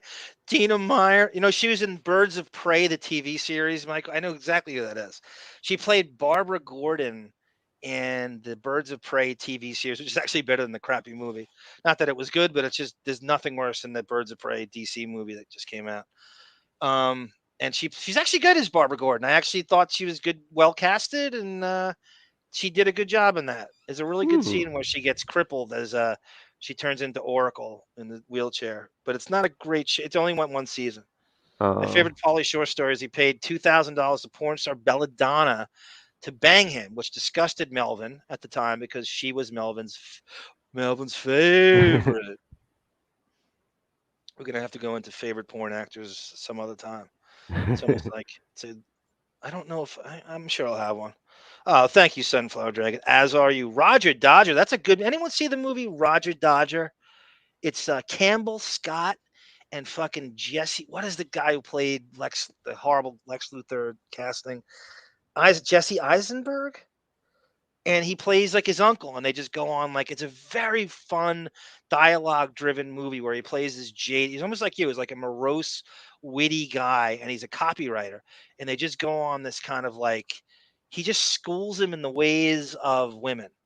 And I don't know. I love my cousin Anton introduced me to it, and I absolutely love that movie. It's called Roger Dodger, and it came out like in 2004. Elizabeth Berkley is a cameo in that. Post Showgirls. Ooh. Defending your life is Rip Torn, Albert Brooks, and Fancy. There you go, Albert Brooks. That's Albert the name. Brooks is that's Rodney, but said that Albert Brooks is one of the most worshipped comedians of all time or filmic. He's a bit sacrosanct. Albert Brooks. I don't know what that means, but I like him. It just means like he's like almost like deified. God, that's not even helping. He's godly. He's everybody likes him. There's no, you know what I mean? Like almost you can't find a guy who has a bad word to say about Albert Brooks. Every comedian looks up to him, models themselves after him. He's just one sacrosanct. It's just like everybody likes you. I even like that movie, The Muse, he was in with Sharon Stone. I haven't seen him in a while. Remember the fucking thing he did with Brendan Fraser, the scout? He played baseball scout. I remember Albert Brooks used to be on Howard now and again, and they're talking about Gary Shandling. I don't know why. I was like half asleep. When you're half asleep and you take things in and you're kind of half laughing. And I remember Albert Brooks when he's like, Albert, are you friends with Gary Shandling? And he's like, Howard, I like Gary Shandling, but what Gary's problem is when he sees you, he has to learn how to say, hello, Albert. Hi. Hi. Gary Shandling needs to just say hello. And I just remember, like, it just stuck in my brain. And I thought, I love Gary Shandling, but he's right. He really doesn't know how to just, he has no social graces. You know, like he's just so up in his head and he's always wants to impress you or perform, or he's neurotic. He just doesn't know how to say. We all know the person who just can't say hello or goodbye. Yeah. Hence the Irish exit. Thank you, Rodney. Again, Mookie Blaylock is a prototype name for the Pearl Jam. Actual Mookie Blaylock, the NBA got gacked up. And yeah, Rodney, we talked about him before. That story is crazy. He's actually out now. I think his son is in the NFL. Yeah, the Pearl Jam, the original name. We just thought that Sarah should have, because of that, Sarah and Scott Balow should have a alternative punk rock podcast, which I would totally dig. I meant pose. I want to listen to more punk. Sexo, get along. All right, everyone. Scott Balow needs to hook up with his dealer, as they say. I'm going to still try to research. That's right, Dorian Morgan. Good one. Good way to end. Albert Brooks' real name is Albert Einstein. Damn. Did you know that? He's absolutely right. Oh, wow. Yeah. Bob Einstein. Bob. And Michael Keaton's real name is Michael Douglas. Did you know Michael Keaton is 71 years old? Now, isn't that crazy? Wow, that is. That is crazy. I just saw him on 60 Minutes, and that really, really made me feel. But he looks great for 71. He's a bit sacrosanct, don't you think, guys? Everyone who doesn't like Michael Keaton? Thank you, Cindy Lou Who.